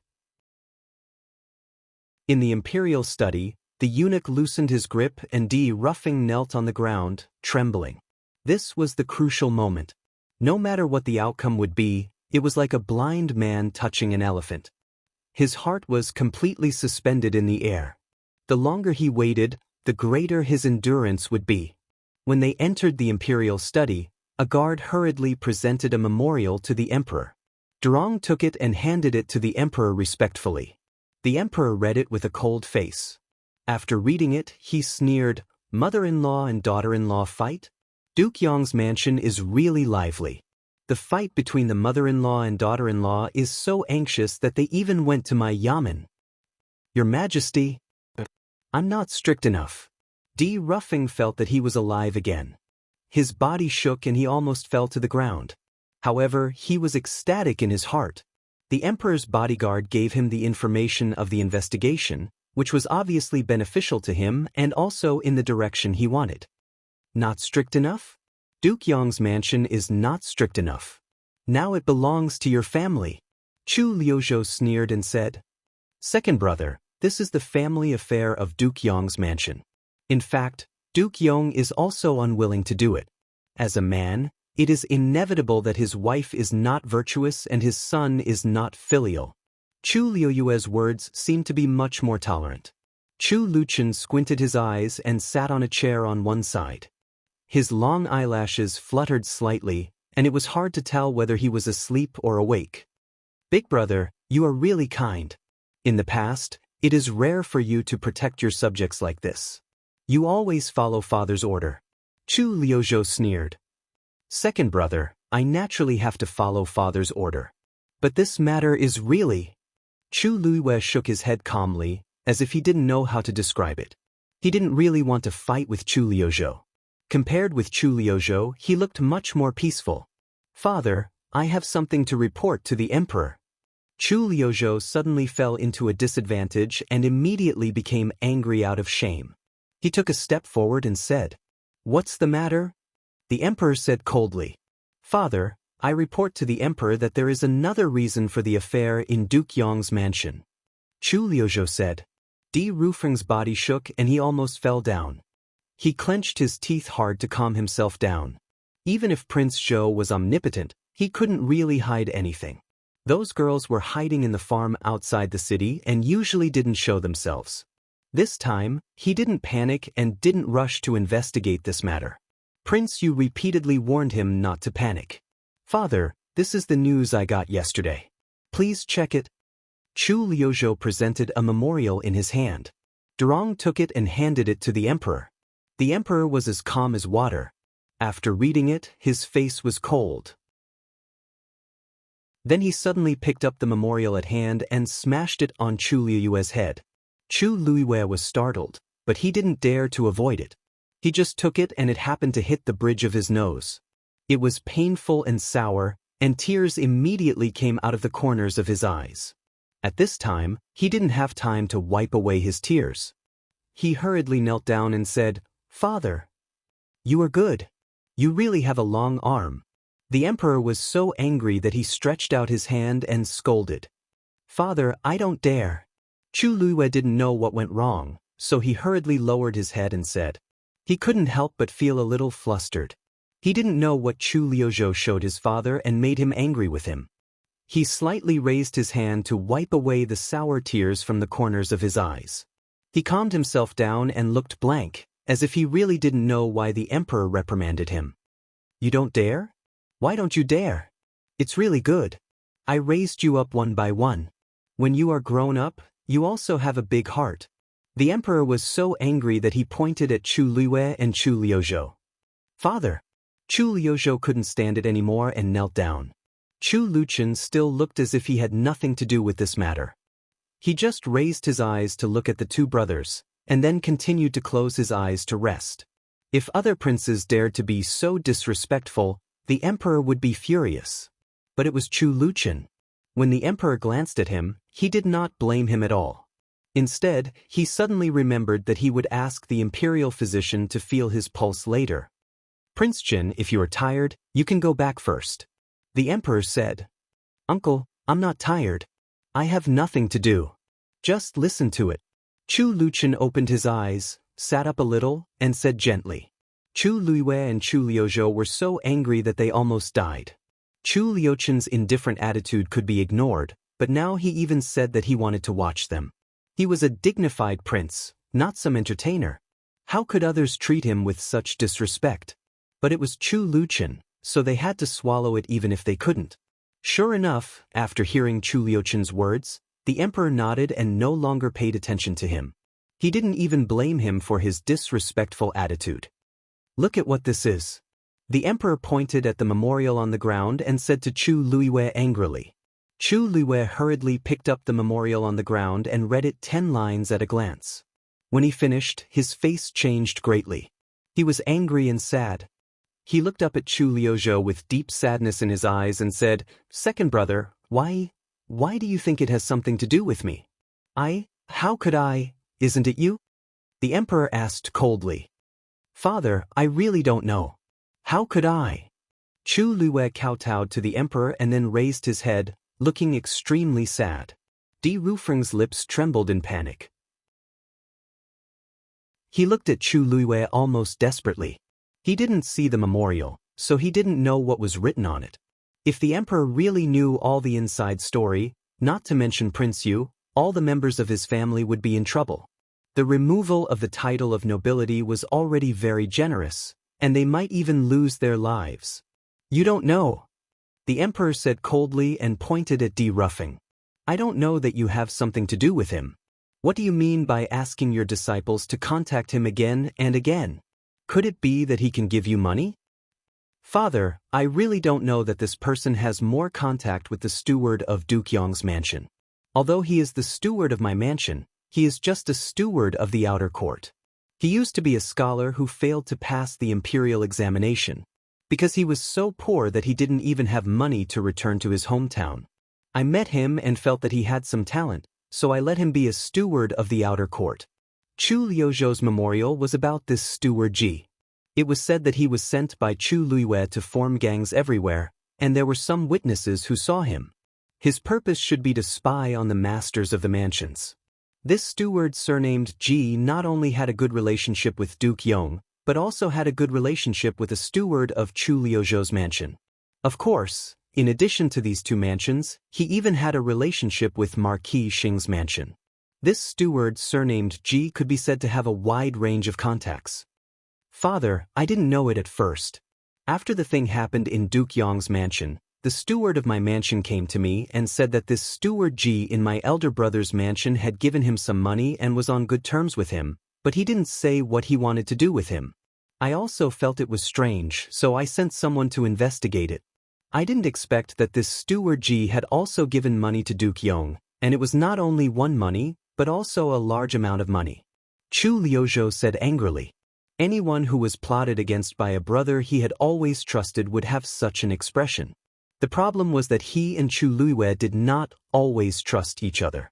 Even if they looked like brothers on the surface, they secretly wanted to kill each other. The so-called betrayal was actually nothing. Father, I really don't know about it. Chu Liwei argued with grievance.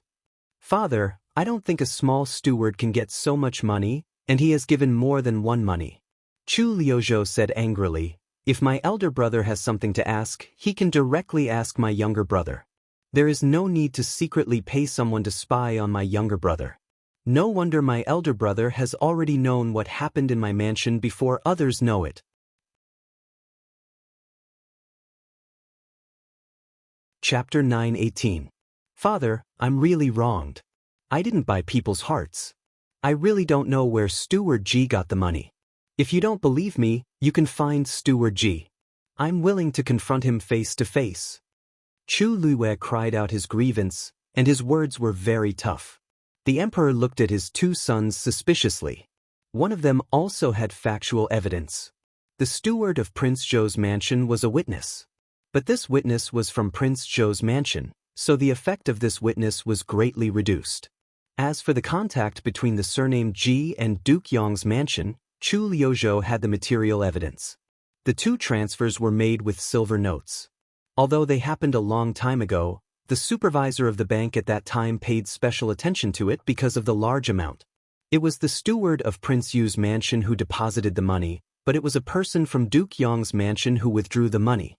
It should not be so obvious where such a large amount of silver notes was collected, but because the accountant of the bank was a smart person with an eidetic memory, he deliberately looked at it a few more times. After seeing these two people again, he remembered that these two people belonged to different aristocratic families. One was from Prince Yu's mansion, and the other was from Duke Yong's mansion. Moreover, it was said that Prince Yu's mansion and Duke Yong's mansion had no dealings. This was also the news that Chu Liuzhou found out.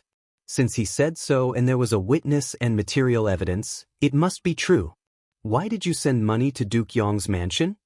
The emperor said harshly. How could he not know the intrigue between his sons? Father, I'm really wronged. I really don't know anything. How could Chu Liuwei admit it? At this time, he gritted his teeth and refused to admit it. Although he was very surprised that Chu Liuzhou found out about this Steward Ji, he was not afraid of it. If there was any trouble, this Steward Ji would definitely die to testify against him. Go and bring him here. The emperor ordered the guard. The guard acknowledged the order and retreated. Not long after, he came back with a piece of news. When he went to look for Steward Ji, he was found hanged in his room. Father, I'm really wronged. If my second brother didn't mention it, I wouldn't even remember such a person. I wouldn't have given such a large sum of money to such an unknown person, and I wouldn't have let him go out and make friends with other officials. Please believe me, Father. Chu Liuwei said. He didn't mean that he was wronged, but accused Chu Liuzhou of deliberately framing him. Otherwise, how could Chu Liuzhou be so clear about something that he didn't know? Chu Liuzhou was furious and said, Father, it's obviously my eldest brother's idea. Now the evidence is conclusive. Please make a fair decision. It said that it's Steward Ji's fault, but now Steward Ji is dead. Second brother, why do you insist on blaming me? I really don't know how to make you unhappy. Chu Liuwei looked miserable and seemed to be grieved. Now it has come to this, but you still argue. Second brother, how could I argue? Of your witnesses, one is a servant in your mansion, and the other is a servant in my mansion, but he is dead. A dead man can't speak, so you can say whatever you want. I believe that Father will investigate this matter thoroughly and will not accuse me unjustly. Eldest brother, it's really a good plan. If Steward Ji is dead, there's no evidence, right? Second brother, I really didn't do anything. Is it really okay for you to say that about me? The two of them came and went, and they were arguing. One of them made it clear that Chu Liuwei conspired against the law, secretly made friends with officials, and even had financial dealings with them.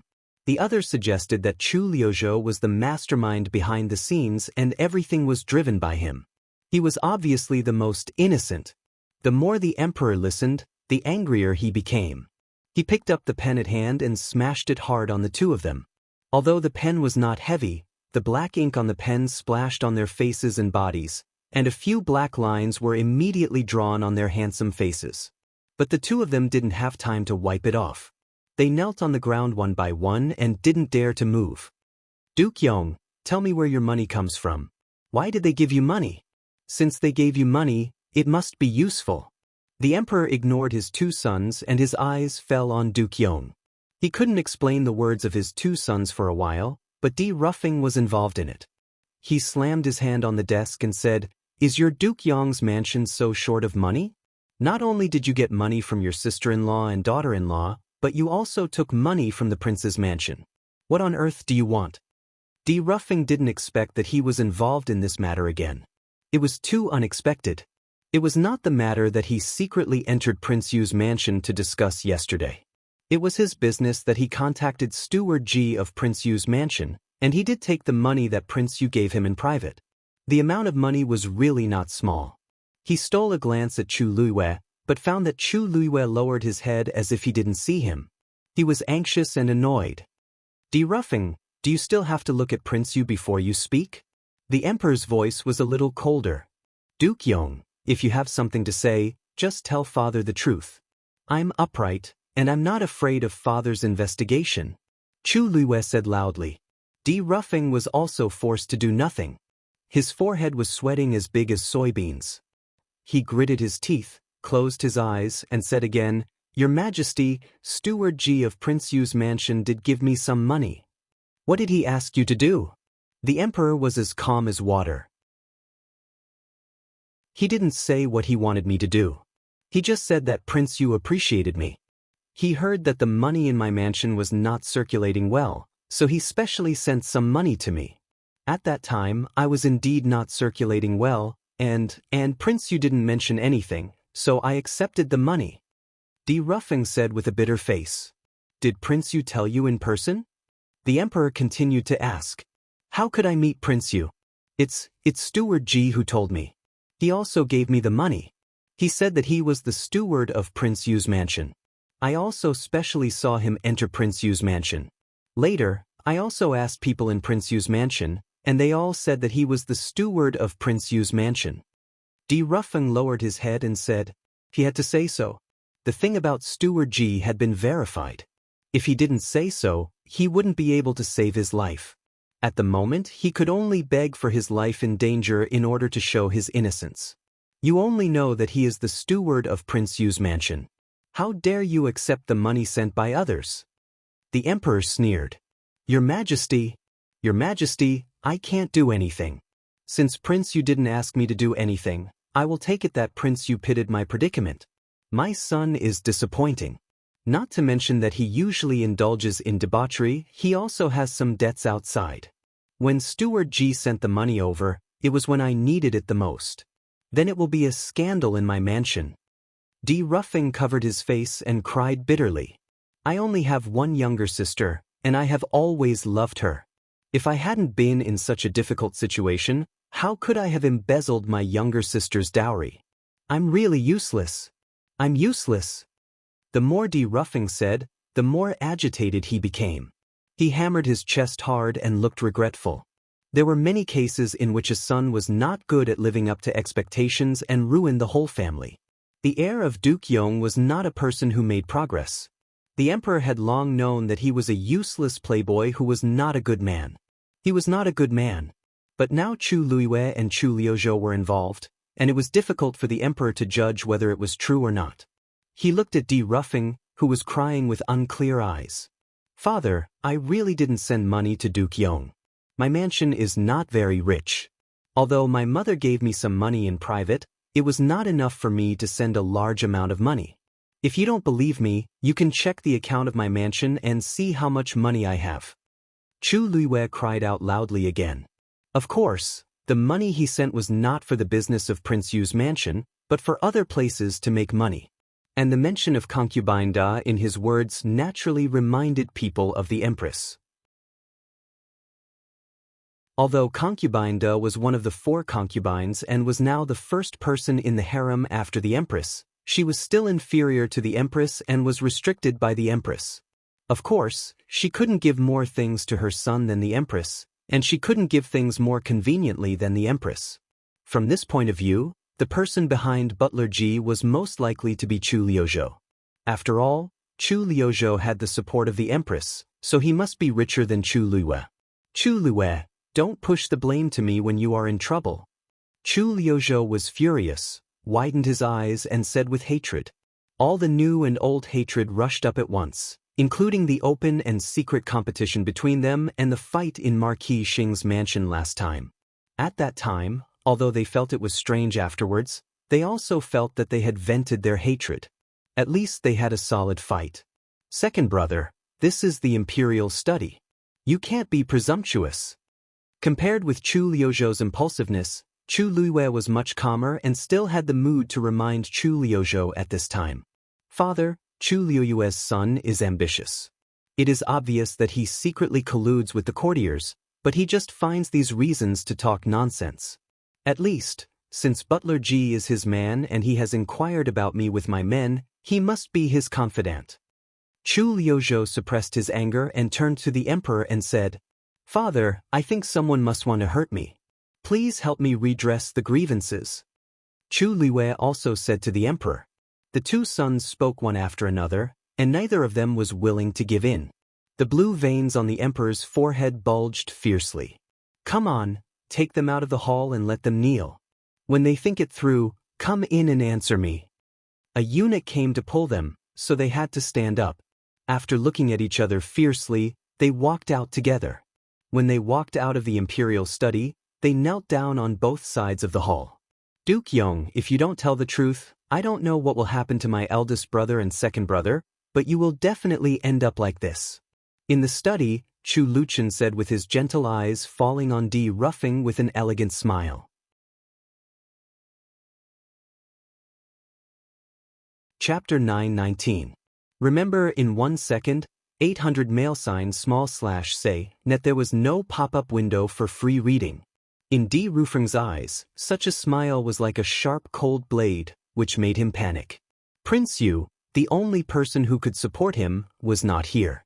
Duke Yong, do you think that someone will come to save you so you still want to struggle?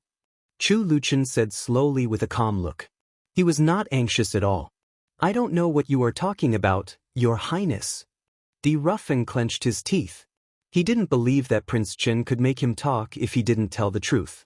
So you admit that your son is not good enough, your wife is not good enough, and you dare to accept other people's property at will. Do you have the intention to violate the law? Chu Luchen said, took out a handkerchief to wipe his slender fingers, raised his head casually, and said without a trace of anger, Your Highness, Uncle, since Duke Yong has admitted his crime, let's punish him like this. Chu Luchen looked up at the emperor and said with a smile. His peaceful and handsome smile was very soothing. The emperor, who was originally angry, slowly calmed down at this time. He thought for a while and nodded. Your Highness, I didn't say anything. Your Highness, I didn't admit my crime. May I know why I am guilty? Di Ruffing panicked and said hurriedly. Duke Yong, I have given you a chance to explain just now. Don't blame anyone else. Chu Luchen still smiled very gently, but in Di Ruffing's eyes, this smile was cold and ghostly. Draft a decree to remove Duke Yong's title as the heir of Duke Yong and change it to a hereditary title. This is the end. The emperor said expressionlessly. Your Highness. Duke Yong's face changed dramatically, his body shook, and he almost fainted. For the children of aristocratic families, a title was fought for by their ancestors, not to mention this hereditary title was even more precious. Now Di Yan's title was removed, which meant that the title of Duke Yong was gone. From now on, except for Di Ruffing, his descendants would be ordinary civilians after his death. If he wanted to be successful, he had to take the Imperial examination again. Based on Di Yan's looks, it was impossible for him to excel in the Imperial exam. Since it's your son's fault and everything was caused by your son, then punish your son. I only punished your son because I took into account that you and your wife were affected by your son. Hurry up and thank me. Chu Luchen said slowly. Thank you, Your Majesty. Di Ruffing kowtowed with tears in his eyes. Stand down. The emperor waved his hand and said angrily. This matter involved his two sons, who he had high hopes for, and the cause was Di Ruffing.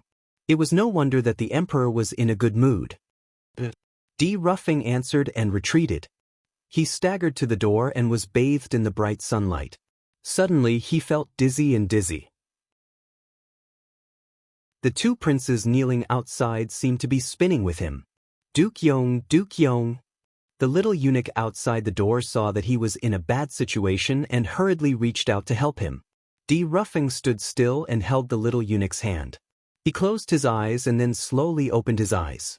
His eyes were slightly red. The title passed down by his ancestors was lost in his generation. How could he face his ancestors in the future? At this moment, Ning Yuan lost his title and directly passed it to his son. He didn't want his son to bear this responsibility. He thought that his son was just a useless son of an aristocratic family. Even if the emperor was angry, he couldn't do anything to him. Unexpectedly, the emperor cut off the title of Duke Yong, the foundation of Duke Yong's mansion. If he had known this would happen, he wouldn't have done it. At that time, he would have behaved himself and become a declining duke. At least, he would have a title and dignity. Duke Yong, are you all right? The little eunuch's voice sounded far and near. He finally heard it clearly. Shaking his shoulders slightly, Ruffing shook off the little eunuch who was supporting him and staggered into the palace. He couldn't go out like this. He had to find Zhao Di and ask her to plead to the emperor. In any case, he couldn't get rid of the title of Duke Yong. Duke Yong. When passing by the two princes, Chu Luiwei called him in a low voice. However, at this time, his mind was full of the title and he turned a blind eye to his former master. Elder brother, it seems that Duke Yong has been severely punished by my father.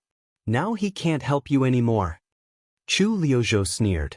Second brother, Duke Yong may have been deceived by someone. I don't know who deliberately ruined my reputation and also involved Duke Yong's mansion. Chu Luiwei restrained his mind, for fear that Chu Luiwei would make more trouble in the future. He wasn't afraid that Chu Liuzhou would find out something, but he was afraid that Chu Liuzhou would say something nonsense again. He slowly lowered his eyes and clenched his hands under his sleeves. Could it be possible that he really had Chu Liuzhou's men? Otherwise, how could he know so clearly? It seemed that after returning to the mansion, he needed to clean up the mansion. He had thought that those who were offended had all been dealt with, but there were still more? The Imperial study became quiet. The emperor frowned and looked gloomy. Chu Luchen stood up and said goodbye to the emperor. Don't go first. Analyze this matter for me. The emperor reached out to stop him. Uncle, it's not good for me to intervene in this matter. Chu Luchen smiled helplessly. I believe in you. The emperor waved his hand and interrupted him. It's possible that both of them intervened in this matter. Now it's really a disgrace to the royal family. Uncle, do you mean to make it a small matter? Chu Luchen had already expected this result and asked casually. Seeing that his nephew was not interested in anything, the emperor sighed in his heart. He really trusted Chu Luchen, but he couldn't let Chu Luchen be tired because Chu Luchen was not in good health before. Now the imperial physician said that Chu Luchen was much better, so he asked Chu Luchen a few more questions. What will happen if we continue to investigate this matter? The emperor said seriously. Uncle, it's really hard to say. Chu Luchen said helplessly, with an indescribable smile on his pale face. The emperor understood what he meant. In fact, it was also his previous scruples. He hadn't decided who to appoint as the crown prince of the East Palace. Before anything was decided, Chu Luiwei and Chu Liuzhou were equally suitable, and they were both one of the successors to the throne in his mind. There were not many princes who could be the crown prince. Including Chu Luchen, there were only 4 princes who could be the crown prince, and each of them was precious. If it was not a matter of brothers killing each other, he wouldn't kill them easily. The current matter was specious, and both of them might be involved in it. The clearer it was investigated, the more difficult it would be to deal with it in the future. In fact, there was nothing serious at the moment, and Duke Yong, who was involved in it, was punished because of the trouble outside. He could push the blame to the mother-in-law and daughter-in-law in his mansion, and the royal family couldn't be involved. Say it, and I will pardon you. Uncle, let's just let it go, especially outside the palace. We can't let people talk about it. Because of the matter of the first miss of Marquis Xing's mansion and what happened at the wedding banquet, the eldest brother and the second brother have had a lot of disputes. Chu Luchen said implicitly. Originally, it was just an open and secret fight, but now everyone knew that the two princes were not on good terms. The emperor nodded repeatedly.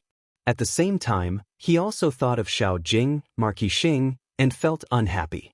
Marquis Xing's mansion was getting worse with each generation. The old Duke Xing and the former heir of Duke Xing were so heroic, but now they fell into such a situation.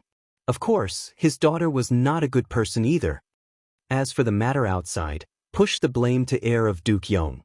As Duke Yong said, the reason why the mother-in-law and daughter-in-law fought for money in the mansion was that Di Yen didn't live up to expectations. He deserved the title of heir of Duke Yong. After all, he had occupied the dowry for so long. How could a good son of an aristocratic family do such a thing? Chu Luchen analyzed lazily. The emperor nodded and thought it was very reasonable. As for the eldest brother and the second brother, it depends on uncle. After all, they are the grandsons of Imperial grandmother. If uncle gives them a heavy punishment, Imperial grandmother will also be distressed. Chu Liuchen's words seemed to indicate that he wanted to punish them, but he also asked the emperor not to punish them too heavily. This was in line with the emperor's intention. The emperor wouldn't have any reaction to punishing Duke Yong, but now the two were both his sons, and they might be the future crown prince of the Eastern Palace. If I don't teach these two evildoers a good lesson, they will really think that I can't do anything to them.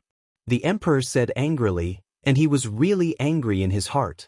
He had thought that his eldest son was steady, but now it seemed that he was not as good as his third son. Moreover, his third son didn't know how to form cliques, which made the emperor rest assured and felt that he was considerate. Uncle, Imperial grandmother will be distressed. Chu Luchen said again. I know. Now go to accompany your Imperial grandmother. Don't tell your Imperial grandmother about these two evildoers. The emperor waved his hand and said, when he heard that the Empress Dowager would be worried about them, he did think that he couldn't punish them too severely. But after Chu Luchen said this, the emperor had a feeling that a loving mother would spoil her children. Especially for those who were one generation apart, they would be more distressed for their grandsons. Did these two evildoers have such an idea? Thinking of this, the emperor immediately became furious. He didn't believe that he couldn't deal with these two evildoers. Seeing that the emperor had made up his mind, Chu Luchen said goodbye to the emperor. Eunuch Durong walked Chu Luchen to the door. When he was about to leave, he suddenly saw Xiao Xuanzi running over in a hurry. Your Highness, please go back to the mansion. The imperial physician is already waiting in the mansion to give you acupuncture. Okay, I'll go right away. Chu Luchen nodded lazily, and then said to Durong with a smile, Eunuch Durong, please find someone to tell Imperial grandmother. I'll go back to the mansion now and come to accompany Imperial grandmother when I'm done with acupuncture. Okay, I'll send someone to inform the Empress Dowager right away. Eunuch Durong promised and said with a smile. Chu Luchen cupped his hands to him, and then left with Xiao Xuanzi. When he came to Chu Luiyue and Chu Liuzhou, he didn't even look at them and walked past them without stopping. Chu Luiyue and Chu Liuzhou knelt there and didn't dare to be angry with Chu Luchen. They knew Chu Liuchen's temper very well. He was indifferent and aloof. It would be strange if he stopped to greet them.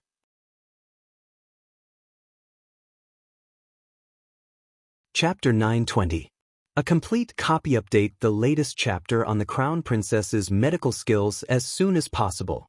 The imperial physician in the palace had indeed been waiting in Prince Chen's mansion for a long time. When the imperial physician came here, he took the shortcut from the palace to Prince Chen's mansion.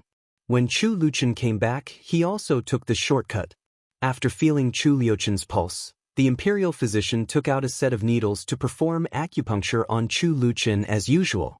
Xiao Wanru accompanied Chu Luchen, watched the imperial physician insert the needles with a serious look, and then slowly lifted the needles. The room was very quiet except for the sound of the needle being inserted into the needle sheath.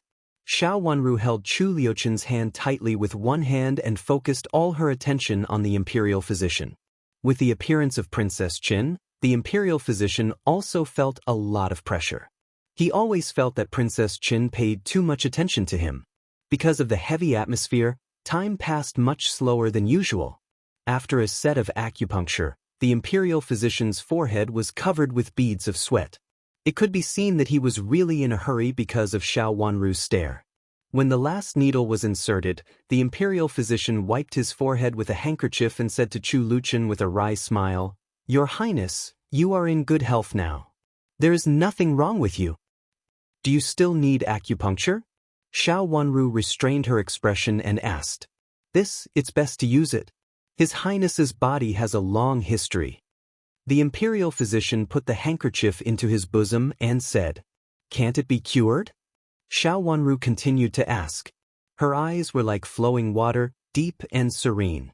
"Actually, your Highness's current condition is already considered good. However, because the fetal poison has been around for so many years, even though it has been cured, you still have to prioritize protection." The imperial physician's expression became serious as he replied calmly. These words actually made a lot of sense. Chu Liuchen's health was not something that could be healed overnight. It was true that he needed to recuperate slowly. Even though he had recovered now, he had to be more cautious than ordinary people. "Imperial physician, do you think your Highness still needs to take medicine to consolidate his health?" Xiao Wanru was very concerned about Chu Liuchen's health and asked again. "There is no need for that. Besides, we have Dr. Ju in our mansion, so there is no need for other people to prescribe prescriptions, lest it conflicts with the prescriptions prescribed by Dr. Ju. Of course, if you have to prescribe prescriptions, you'd better refer to the previous prescriptions," the imperial physician said kindly. Then he bowed to Xiao Wanru and Chu Luchen, who got up and said, Your Highness, Prince, Your Highness, I will go back first." Chu Luchen waved his hand lightly and the imperial physician left. Chu Luchen asked and the imperial to leave. "Chu Princess, Prince Chu Prince." Chu Luchen stretched out his wrist and put it in Xiao Wanru's hand. He smiled and motioned for her to feel his pulse with interest. Xiao Wanru was really worried about Chu Liuchen's health. The imperial physician's words could be said to be perfect. She believed that she could feel his pulse, especially Chu Luchen, who had just used acupuncture. Chu of Chu-S. Chu Dr. Xiao Chu you had before, and his pulse. J Chu of Prince. Xiao felt. Xiao Prince's Xiao. Chu. She was confused. "Is there any problem?" Chu Luchen asked Xiao Wanru to sit on the edge of the bed. He waved his wide sleeves, looking as free and easy as running water. "Your Highness, since you are in good health, why is your pulse different before and after using the needles? Does it mean that you were not in the best state before?" Hearing Chu Liuchen's question, Xiao Wanru didn't hide it and frowned slightly. Chu Luchen had always been in good health, but his pulse was a little different from what she had expected. "Did you get the pulse?" Chu Luchen looked at Xiao Wanru with a faint smile, held Xiao Wanru's hand with his thin hand, and gently rubbed her palm with a little force. Xiao Wanru let out a low cry of pain, but then her eyes lit up and she immediately understood. "Your Highness, did you do it on purpose? I have been immersed in this for so many years. How can I recover so easily? Of course, I have to be weak again. If I recover so soon, it will be a waste of others' efforts to spy on me." Chu Luchen laughed out loud. "The forces behind Prince Yu and Prince Zhou will keep an eye on you?" Xiao Wanru immediately figured it out. She opened her watery eyes wide and looked a little surprised. Her expression pleased Chu Luchen. He let go of Xiao Wanru's hand, reached out to hold Xiao Wanru in his arms, and let her lean against his chest. Her soft and warm fragrance fell into his arms. The place in his heart, which seemed to be missing for a long time, was filled. "They have been trying to find out about my health. Until now, they still can't believe that I have recovered. In this case, I'll make them more suspicious. I asked Chi-Ju to make some medicine. Every time my pulse is different before and after using the needles. Sometimes the imperial physician will check it by comparison, and sometimes he won't." Chu Luchen said lazily. "Will they find out about this imperial physician?" Xiao Wanru gasped and immediately understood the meaning of Chu Liuchen's words. At first glance, she could tell that this imperial physician was the trusted subordinate of the Empress Dowager and the Emperor. The Empress and concubine have been in the palace for so many years, and they have a lot of subordinates. Chu Luchen smiled and said knowingly. Xiao Wanru understood his words. She nodded and leaned against Chu Liuchen's chest softly. Master, the palace sent someone again. Xiao Xuanzi reported outside the door. Xiao Wenru wanted to sit up straight, but she was held by Chu Liuchen. She heard it clearly, but she didn't know what the word again meant. When she was in the room just now, she clearly didn't see Xiao Xuanzi come to report, so Chu Liuchen had known it long ago and had already given the order. How many times has it been? Chu Liuchen asked lazily. The third time. Xiao Xuanzi said, the first time was sent by concubine De, and then by the Empress. Now it's concubine De and the Empress who sent someone together. I told them that you were doing acupuncture and couldn't enter the palace. Now the Imperial physician has returned to the palace. Then I'll go and have a look. Chu Liuchen said. Yes, I'll go and prepare now. Xiao Xuanzi understood tacitly and left to prepare for entering the palace. Are you going to the palace now? Xiao Wenru stood up with Chu Liuchen. Yes, they were beaten, so concubine De and the Empress thought of me. But I couldn't leave just now, so I could only wait until now. The beating should be over. Chu Liuchen said slowly. Xiao Wenru laughed and her watery eyes became more and more charming. She naturally understood Chu Liuchen's words. He did it on purpose. He deliberately let the two princes be beaten, but he couldn't leave at the moment and couldn't persuade the emperor. Acupuncture was very important to his health. No one could criticize him for not being brotherly and not pleading with the emperor when he was doing acupuncture. Since the Empress and concubine De are so anxious, won't they plead with the emperor themselves? After laughing, Xiao Wenru raised the corners of her red lips. Of course they will. They should still be at my uncle's place now, but it's useless. Chu Liuchen raised his eyebrows and smiled coquettishly. His eyes were not as gentle as they used to be, but were full of evil coldness. Both the Empress and concubine De felt that they were still valuable at this time, so they came to him one by one. Xiao Wenru thought for a while and said, You just recovered from acupuncture. You are not in good health, so you don't have to go. I really don't have to go, but since you want me to go there so much, I'll go there. Chu Liuchen said lazily, and then his eyes softened. You are tired just now. Go and have a rest. I'll be back soon. Knowing that he was bound to go to the Imperial Palace, Xiao Wenru nodded, took the initiative to hold his hand, and said, Be careful. Although she knew that her words were superfluous, how could Chu Liuchen be schemed against by others with his shrewdness? However, she still blurted out these words inexplicably, and the concern in her watery eyes was obvious. Chu Liuchen smiled. His smile was elegant and cheerful. Anyone could feel his happiness. That kind of happiness really came from the bottom of his heart. Don't worry. I'll be back soon. You take a rest first. Xiao Xuanzi had prepared a wheelchair at the gate of the courtyard. Chu Liuchen sat in the wheelchair, and then Xiao Xuanzi slowly pushed him to the side door connected to the palace gate. Outside the Imperial study, there were two luxurious women kneeling. The one kneeling in front was the Empress, and the one kneeling one step behind her was concubine De. The two of them knelt one after the other, looking extremely miserable. Not far behind them, Chu Luiyue and Chu Liuzhou both struggled to kneel. The two of them were not in good condition. They had been beaten before, and at this time, they just struggled to not faint. The two of them glared at each other fiercely, and both of them wanted the other to fall first. Your Highness Prince Jin, please. A eunuch led Chu Liuchen over. The wheelchair stopped under the Imperial Palace, and Chu Liuchen got up and walked to the Imperial study. When he walked past Chu Luiyue and Chu Liuzhou, no one stopped. Then he passed by concubine De, and finally stopped in front of the Empress. Greetings, Empress. Prince Jin, please plead for mercy for Prince Yu and Prince Zhou. They are in such a situation now, and your Majesty has vented his anger. I hope your Majesty can let them go for the sake that they have suffered unjustly from Duke Yong's mansion. The Empress raised her eyes and looked at Chu Liuchen. Even though she looked very embarrassed at this time, the Empress still had a calm look on her face.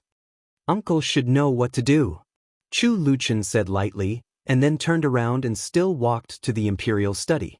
The Empress's face became gloomy, and there was a trace of coldness at the bottom of her eyes. In fact, she had no choice, otherwise she would not have asked Chu Luchen to plead for them in such a hurry. She wanted Chu Luiwei to be beaten to death, but she still had to maintain the demeanor of a motherly model of the world. Now her demeanor was disgraced by Chu Luchen. She had lowered herself, but Chu Luchen didn't tell her the truth. How could she not be angry? But she also knew that Chu Luchen had always been so arrogant, like a noble child, so she could only clench her teeth secretly. Endure, she could endure anything. One day, she would trample all of them under her feet.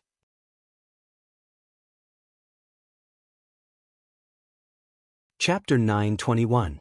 Complete version. The latest chapter on treating the crown princess as soon as possible. For all these, the Empress felt that she could bear all her tolerance. Lowering her head to hide the excitement in her eyes, the Empress calmed her breath and still knelt with a dignified and decent look. Even for Chu Luiwei, who quarreled with her son, she did not express any complaints. "Uncle!"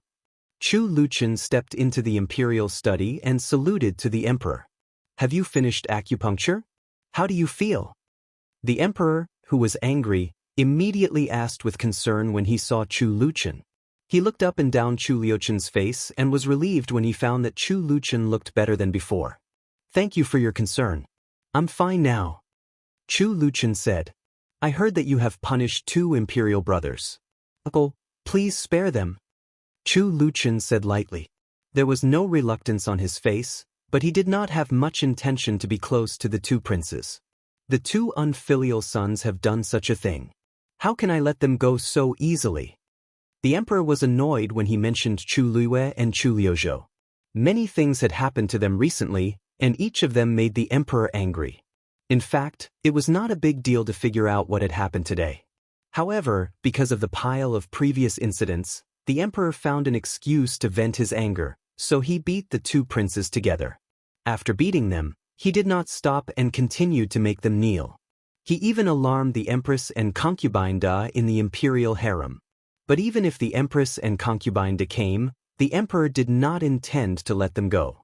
The Emperor clenched his hands hard and suppressed the rolling anger in his heart. "Uncle, since you have already punished Duke Yong, you still left the title of nobility for Duke Yong, which means that it is not a big deal. Now that you have punished my eldest brother and second brother again and again, what will the officials think of it? Will they come to a wrong conclusion?" Seeing that the Emperor did not speak, Chu Luchen continued to say calmly, "I didn't want to come just now. After all, I don't want to get involved in this kind of thing. Now that I have recovered, it is not convenient for me to intervene in this kind of thing too much. Otherwise, the officials will be shocked again." The Emperor put his hands on the Imperial desk, and his face showed bitterness. He knew what Chu Luchen meant. Wrong information? Wasn't that the wrong information? The position of the Crown Prince had not been decided, and the East Palace was hanging high. He was also considering the succession of the throne between Chu Luiwei and Chu Liuzhou. At present, if he punished the 2 princes who were most likely to inherit the throne because of a small matter, did it mean that the Emperor did not favor them? Including Chu Luchen, there were a total of 4 princes. If it was not the first 2 princes, it might be the last 2 princes. There were many courtiers watching in secret. It was very likely that something else would happen because of this matter. At that time, it would be even more out of control. As for what Chu Luchen said, the Emperor was even more distressed. He pursed his lips tightly. If he could, he really didn't want to see such a scene. Let these 2 unfilial sons go back to rest. The Emperor said coldly. Durong immediately responded and left. He ordered a few little eunuchs to help Prince Yu and Prince Zhou up first. When they were helped up, they almost fainted. The Empress and concubine Da also hurriedly got up and went to comfort their sons.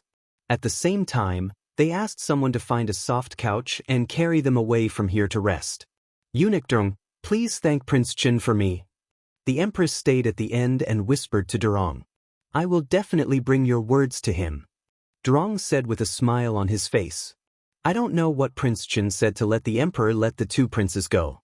After I go back, I must thank Prince Qin heavily. If it weren't for Prince Qin, I wonder how long the Emperor would punish the 2 princes." The Empress's face was full of gratitude. Durong shook his head and said, "Empress, you're too serious." In fact, the Emperor pitied the two princes. As for what Chu Luchen had said, Durong kept silent.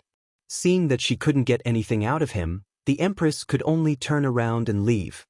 Durong was still so annoying that she couldn't get anything out of him. Concubine Da, who was not far away, looked at the Empress and took a step forward with a cold look. She was not the Empress, so she didn't have to pretend to be calm and dignified. She was obviously very angry, but she still had to show that she treated everyone equally. She couldn't do that. Now she hated Prince Zhou very much. She just hoped that Prince Zhou and the pretentious Empress in front of her would die immediately. Her son was the eldest son. Why couldn't he inherit the throne? In the Imperial study, when Durong came in to report, Chu Luchen had already taken his seat. After the report, he stood behind the Emperor. In addition to the uncle and nephew in the Imperial study, only Durong was waiting on the Emperor. Chen, which one do you think is more suitable, your eldest brother or your second brother? The Emperor suddenly asked. His eyes fell on Chu Liuchen's face with some scrutiny. Durong hid his body in the back of the wide chair behind the Emperor, motionless. He really didn't want to hear this kind of words, but he had to listen. Whether it was the Empress, Prince Yu or Prince Zhou, they probably didn't expect that the Emperor would throw such a big problem to Prince Chen, who was the most unlikely one. But was it really the most unlikely one? Eunuch Durong, who had experienced many years of ups and downs, didn't dare to think so. What else was the most impossible thing in the palace? I don't know, Chu Luchen said. His delicate lips curved into a smile, but it was very faint and cold, without any emotional fluctuation, as if he was talking about the most ordinary thing and the thing that had the least to do with him. Tell me. The Emperor stubbornly wanted to get an answer from him. Uncle, if you insist on asking me to say, I can only say that I can't see it. I really can't see whether my eldest brother or my second brother is suitable. If their temperaments complement each other, it will be the best. Chu Luchen didn't hide his meaning and said straightforwardly. Zhou, may be a little impulsive, but you, can take the overall situation into consideration. The Emperor hoped to see a trace of fluctuation on Chu Liuchen's face, but he was still calm. If my eldest brother can take the overall situation into consideration, what happened today wouldn't have happened. It seems to be well planned. Uncle, you can't get any definite evidence until now. Chu Luchen said disapprovingly. There was a sarcastic meaning in his words, which made the Emperor shrink and feel inexplicably ashamed. Chu Luiyue was most likely to be the culprit of what happened today. After all, Chu Liuzhou used to be impatient and prone to make mistakes. He didn't seem to be a person who could be so meticulous. Of course, this matter was not absolute.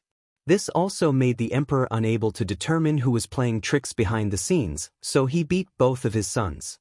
Since he couldn't figure it out, he simply beat them together. Anyway, the two of them had caused a lot of trouble recently. Do you think Exener is good?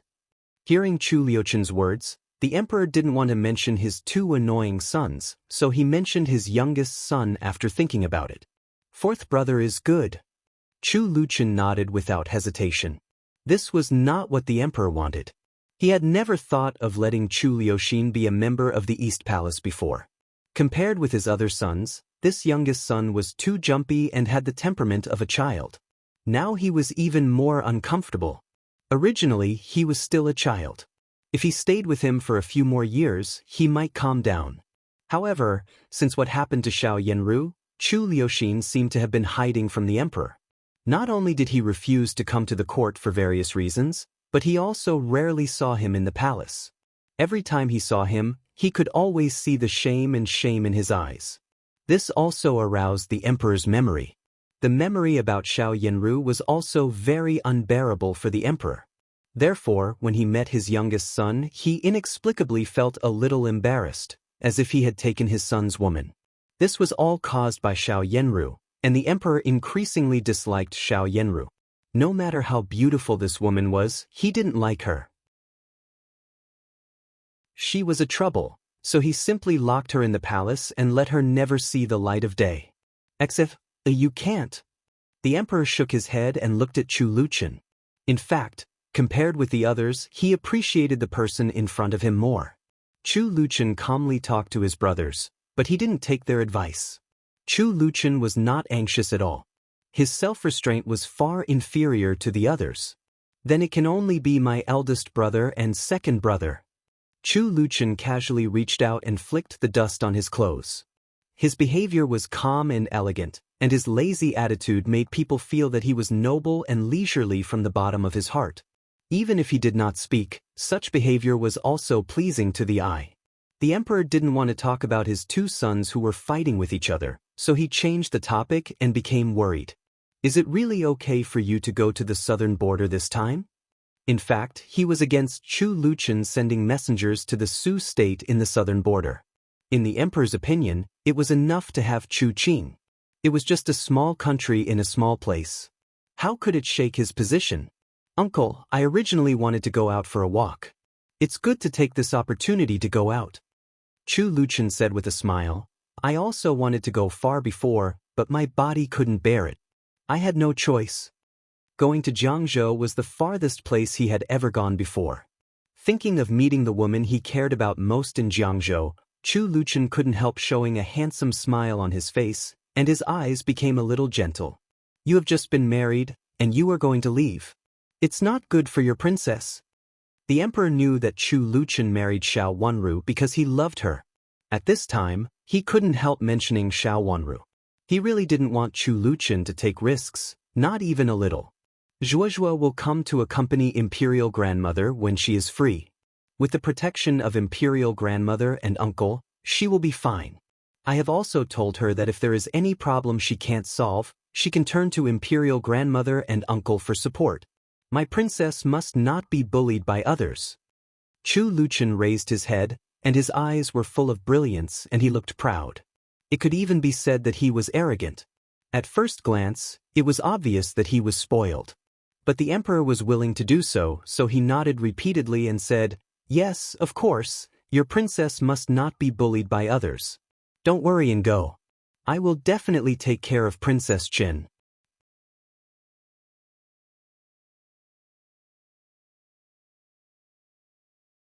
Chapter 9:22.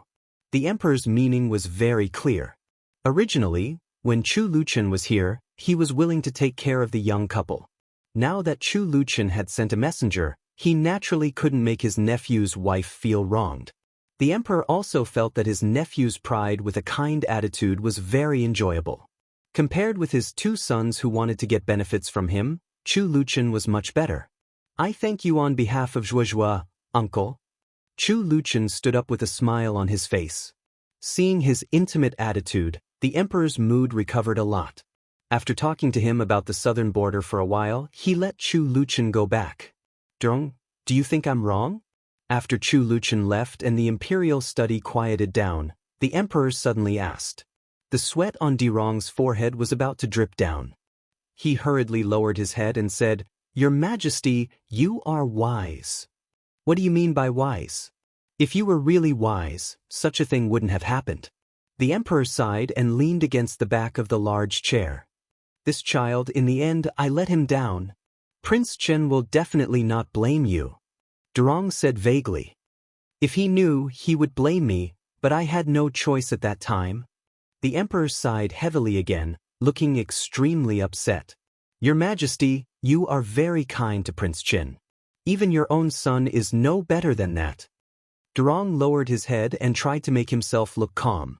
In this palace, the most special person is Prince Chen. Only Prince Chen can do whatever he wants in the palace. These words made the emperor happy, and a kind smile slowly appeared on his frowning face. This child was born with a weak physique, and he almost died several times. But he was able to grow up and live well. How can I let others bully him again? Your Majesty, you are so kind. Durong lowered his head and said. The emperor was speechless for a moment and thought of many things in the past. He had spent the most effort on Chu Luchen. At first, he was just afraid that the child could not survive. Now that the child had recovered, he was really gratified. Compared with his other sons, Chu Luchen was smart and indifferent, and he did not care about the throne at all. Compared to the way he usually spoke, it was more like a pair of ordinary father and son. It's just that he doesn't have a deep friendship with those brothers, the emperor said again, and he couldn't help but frown. Prince Qin is not in good health. When he was a child, the imperial physician had always told him not to be too emotional and to control his emotions. After so many years, even if Prince Qin is in good health now, it is impossible for him to be too close to the other princes. Zhuang said in a low voice. These words made the emperor feel a burst of bitterness. This child was really a bitter person. Besides, it wasn't that he didn't have feelings for others. The emperor sighed. This child is actually a sentimental person. Zhuang really wanted to ask the emperor how he could see this. Everyone in the palace knew that Prince Chen was cold-hearted. If anyone made him unhappy, he would not give face to anyone. Although those princes were all princes, they had suffered many losses in Prince Chen's hands. It was like this when they were young, and it was even more so when they grew up. Of course, Zhuang would not take the initiative to remind the emperor of this. The emperor's heart was originally partial. As a trusted eunuch who followed the emperor, of course, he had to be partial as well. Prince Chen is very filial to the emperor and the empress dowager, Rong Xian said with a grin. In fact, this was the only good thing about Prince Chen. No one else in the palace could enter Prince Chen's eyes. Of course, Prince Chen, who was protected by the Empress Dowager and the Emperor, didn't need to be kind to others. Even the other princes were the same. When he was in a good mood, he would call those princes brothers, but when he was in a bad mood, he would be directly cold and ruthless. As for the gentle smile on his face from time to time, it was actually a mask. Zhuang believed that Prince Chen was unintentional. Thinking of this, he felt a chill on his back. Every time he saw Prince Chen, who was sick, Zhuang felt that he was in high spirits. Chu Luchen left the imperial study and did not rush back to the mansion. He asked Xiao Xuanzi to push the wheelchair to the Empress Dowager's Palace of Benevolent Peace. When he arrived at the Palace of Benevolent Peace, he saw that not only the Empress Dowager but also Concubine Da was in the main hall. Concubine Da, whose eyes were red, seemed to have cried. When she saw Chu Luchen come in, she hurriedly turned her head to wipe away her tears. When she looked back, she already showed a smile. After Chu Luchen bowed to her, she said slowly, Empress Dowager, Prince Qin is really filial. He still comes to see you at this time. This child is a sentimental person. The Empress Dowager narrowed her eyes with a smile and reached out to beckon Chu Luchen to sit down beside her. She found him pleasing to the eye. Not only was he good-looking, but he was also sentimental. Now that he had recovered, he would soon have a great-grandson for her. Concubine Da glanced at the Empress Dowager speechlessly and then looked at Chu Luchen's face. Chu Luchen behaved very gently, but he didn't care much about Concubine Da. He just bowed to her when he came in, and then ignored her. What kind of sentimental person was this? However, Concubine Da didn't dare to rebuke Chu Luchen. He was the Empress Dowager's darling. Obviously, her son was the eldest son of the emperor. As the Empress Dowager's first grandson, shouldn't he be more favored by the Empress Dowager? Why did everyone pay attention to such a sickly child? Is Prince Qin better? Concubine Da was dissatisfied in her heart, but she didn't dare to show it on her face. She asked softly, Thanks to Concubine Da, I'm not bad. Chu Luchen said. The imperial physician didn't say anything, did he? The Empress Dowager couldn't help asking. As long as Chu Luchen's health was mentioned, the Empress Dowager would be worried. Imperial grandmother, I'm in good health recently. Don't worry. In a few days, I will send a messenger to a diplomatic mission. I hope Imperial grandmother can take care of Zhuozhua. Chu Luchen said softly. Can't you not go? The Empress Dowager just learned about it, and she was full of displeasure when she said it. Someone has to go. Anyway, my health is better now. It's okay to go. Chu Luchen comforted the Empress Dowager with a smile. The Empress Dowager was really unwilling, but she also knew that Chu Luchen had made a decision, and she couldn't refuse it. This child had always been a strong-minded person. A sickly child. When his health is a little better, he runs all over the world. Isn't he afraid of dying outside? Concubine sneered in her heart. It was better for him to die outside, lest this sickly child would have other ideas after he recovered. Prince Chen is dedicated to the country. Empress Dowager, you can rest assured. You had talked about this before and praised Prince Chen again and again. He said that if Prince Chen didn't accept the imperial decree, he would also want to go out to sea. I heard that there are many things in the southern border. We've never seen them before. Concubine flattered Empress Dowager with a smile. She didn't show it on her face, but the meaning of her words faintly showed that Chu Luchen was going to have fun. If Concubine thinks it's good, then let my brother go, Chu Luchen said. His words made Concubine choke, and her face became flustered. Of course, she didn't want Chu Luiwe to go to the southern border, even if there was no danger in the southern border. At this time, it was a critical time to fight for the throne. How could Chu Luiwe leave the capital city? She forced a smile and tried to make her smile look aggrieved. I originally wanted to let you go, but he was punished by the emperor just now. I'm afraid he can't get out of bed for 10 days or even half a month. Speaking of this, Concubine's eyes turned red again when she thought of what had happened just now. She turned to the Empress Dowager and said, Empress Dowager, Wu was also framed, and now he was beaten. When I went to see you, just now, he actually took me and asked me to see whether the emperor was angry or not. He is already in such a state, but he still worries about the emperor. My brother is really considerate of my uncle.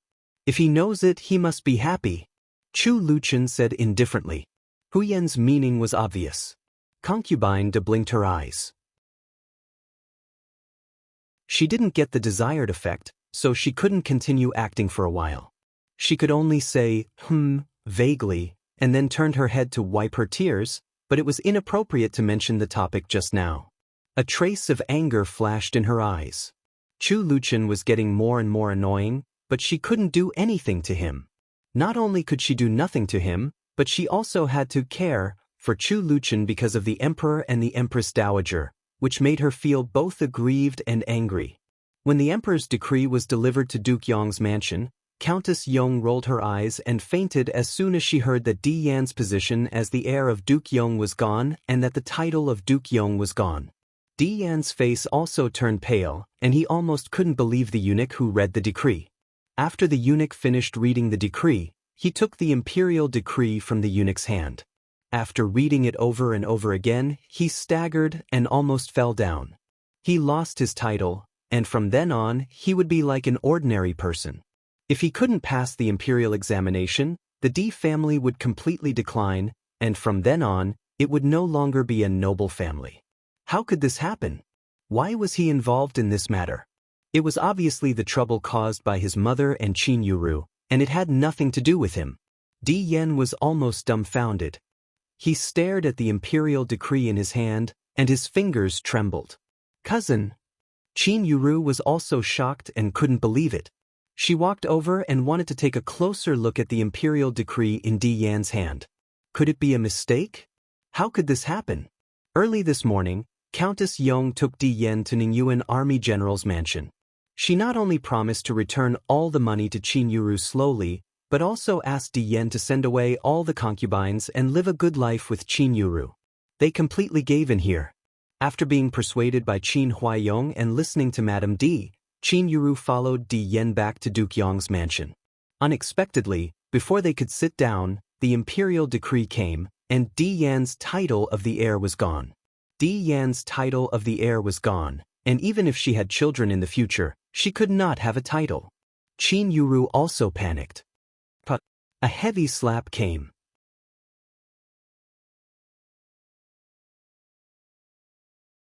Chapter 923.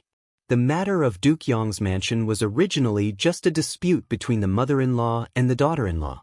However, not only the daughter-in-law's dowry shop but also her sister-in-law's dowry shop, and the most unbelievable thing was that it lasted for nearly 20 years. The daughter-in-law was very decisive and directly sued her mother-in-law in the court. At the same time, the mother-in-law also tried to murder her daughter-in-law. When her daughter-in-law had a miscarriage, she mixed the medicine that her daughter-in-law gave her with the powder that was harmful to children. As a mother-in-law, she actually did such a thing. It could be said that she made one mistake after another. She was so vicious and greedy that it made people's hair stand on end. But even so, this matter was just a dispute in the backyard. Everyone was waiting for Duke Yong to divorce Countess Yong. Unexpectedly, things took a turn. The mother-in-law and the daughter-in-law actually reconciled early the next morning. It was a mistake that the mother-in-law coveted the daughter-in-law's dowry. In fact, the daughter-in-law's biological mother knew about this, but she didn't tell her daughter-in-law because she was young and didn't want to take responsibility. As for the matter of drugging the daughter-in-law, it was done by an old maid of the mother-in-law. It was said that this old maid received money from a concubine in the backyard of Duke Yong's heir, so she deliberately wanted to harm the daughter-in-law and sow discord between the mother-in-law and the daughter-in-law. Qin Yuru even went to the yamen and personally withdrew the complaint. At this point, it seemed that the big matter would be reduced to a small one, and the small one would be resolved. Those who wanted to find a bench to sit down and watch the fun were very disappointed. They had thought that it would be a big play. But what happened next was beyond many people's expectations. In the end, this matter did not fall on Countess Yong, but on Duke Yong and heir of Duke Yong. Heir Di Yan's title was erased, and Duke Yong's title of nobility was ended. The consequence was much more serious than that of Countess Yong. For a moment, the court and the public were shocked and didn't understand why a backyard matter would cause such a big trouble. A well-informed person secretly got the news. It seemed that the two princes had colluded with a courtier, and the courtier they had colluded with was Duke Yong. Because of this, Duke Yong's title of nobility was gone. This was the news from the palace, and it could be roughly found out that not only Duke Yong was punished, but also Prince Yu and Prince Zhou were punished. The two princes were beaten outside the imperial study, and even the empress and concubine Da were alarmed. The two concubines knelt outside the imperial study and begged for mercy. These two had the highest status in the imperial harem, but they only knelt outside the imperial study to plead for mercy. It could be seen that the emperor was very angry.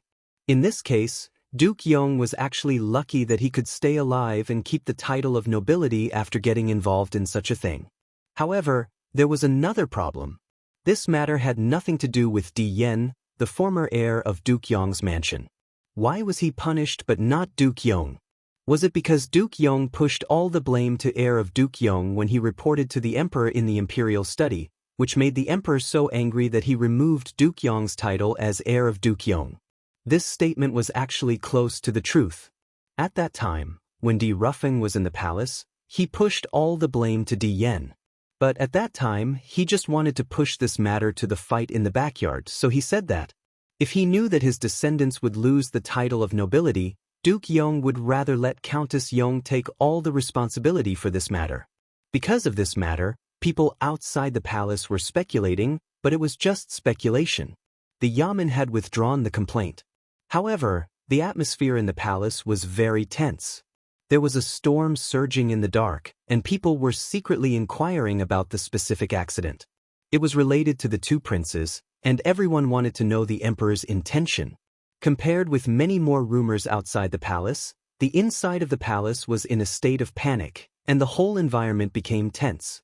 Even the concubines in the palace were very cautious, for fear that they would make a mistake and inexplicably end up like Duke Yong. This matter was really just an innocent disaster. Heir of Duke Yong was really pitiful. He married a dissolute wife and had a greedy and vicious mother. Some people even said that they saw the former heir of Duke Yong's mansion leave Duke Yong's mansion angrily, rush out of the city in anger, and hadn't come back yet. "Your Highness, the carriage is ready." Yu Jie came in and reported to Xiao Wanru. "Let's go." Xiao Wanru nodded and walked out, followed closely by Yu Jie and Chu Lu. Yesterday, Marquis Xing's mansion sent an invitation card, asking her to go there today. It was said that Commandery Prince Qing would come to ask for the marriage of the daughter of Marquis Xing's mansion today, and they asked her to come and check it out. In fact, the so-called check was, of course, to avoid people's attention. When the daughter of Marquis Xing's mansion got married, it would be Xiao Wanru's turn to make the decision. But since they said so, Xiao Wanru didn't refuse. On the one hand, if she refused this kind of thing, It would make people feel that she was being unreasonable and even lose her filial piety. Old Madam of Marquis Xing's mansion was the main filial piety. Before everything was revealed, Xiao Wanru could only abide by this filial piety. Of course, she would not blindly feel wronged. She just seemed to be good to Old Madam of Marquis Xing on the surface, but she still had many doubts about Marquis Xing's mansion. Because she was an unmarried girl, she was congenitally suppressed. Now she was also suppressed, but because of her new identity as Princess Chen, she didn't need to show weakness in many aspects as before. She got on the carriage of Prince Chen's mansion with her servant girl. The carriage went out of the gate of Prince Chen's mansion and headed for Marquis Xing's mansion. The carriage of Prince Chen's mansion was mainly spacious, luxurious, and comfortable. This carriage was specially prepared for Xiao Wanru by Chu Luchen. Although it didn't look very eye-catching, it was spacious and very comfortable. The materials inside looked just a little more gorgeous than ordinary carriages, but in fact, no matter the materials, design, or other aspects, they were incomparable to ordinary carriages. There was a faint kind of low-key luxury in it. When the carriage arrived at Marquis Xing's mansion, the servants of Marquis Xing's mansion immediately reported it and opened the door to welcome Xiao Wanru. When the carriage stopped, Zhao Xiran had come out with Xiao Kailing. After the greeting, they went to the inner courtyard together. It was said that Commandery Prince Qing had been waiting in Old Madam's Chuntang courtyard at this time. Zhao Xiran was good at talking, and her words were always pleasant. She didn't make people feel that she was trying to curry favor with her too much, nor would she make people feel cold. She treated Xiao Wanru as her biological sister and didn't feel alienated because of her marriage. Xiao Kailing could also talk to Xiao Wanru now. Although she was not as good at talking as Zhao Xiran, she could always liven up the atmosphere when she said a few words from time to time. The three of them talked and laughed amiably. When they arrived at the Chuntang courtyard, a sharp-eyed servant girl saw them and hurriedly went in to report. Old Madam winked at Nanny Yu beside her. Nanny Yu understood and hurriedly came to the door to welcome them. "Your Highness, you're here. I'm your servant."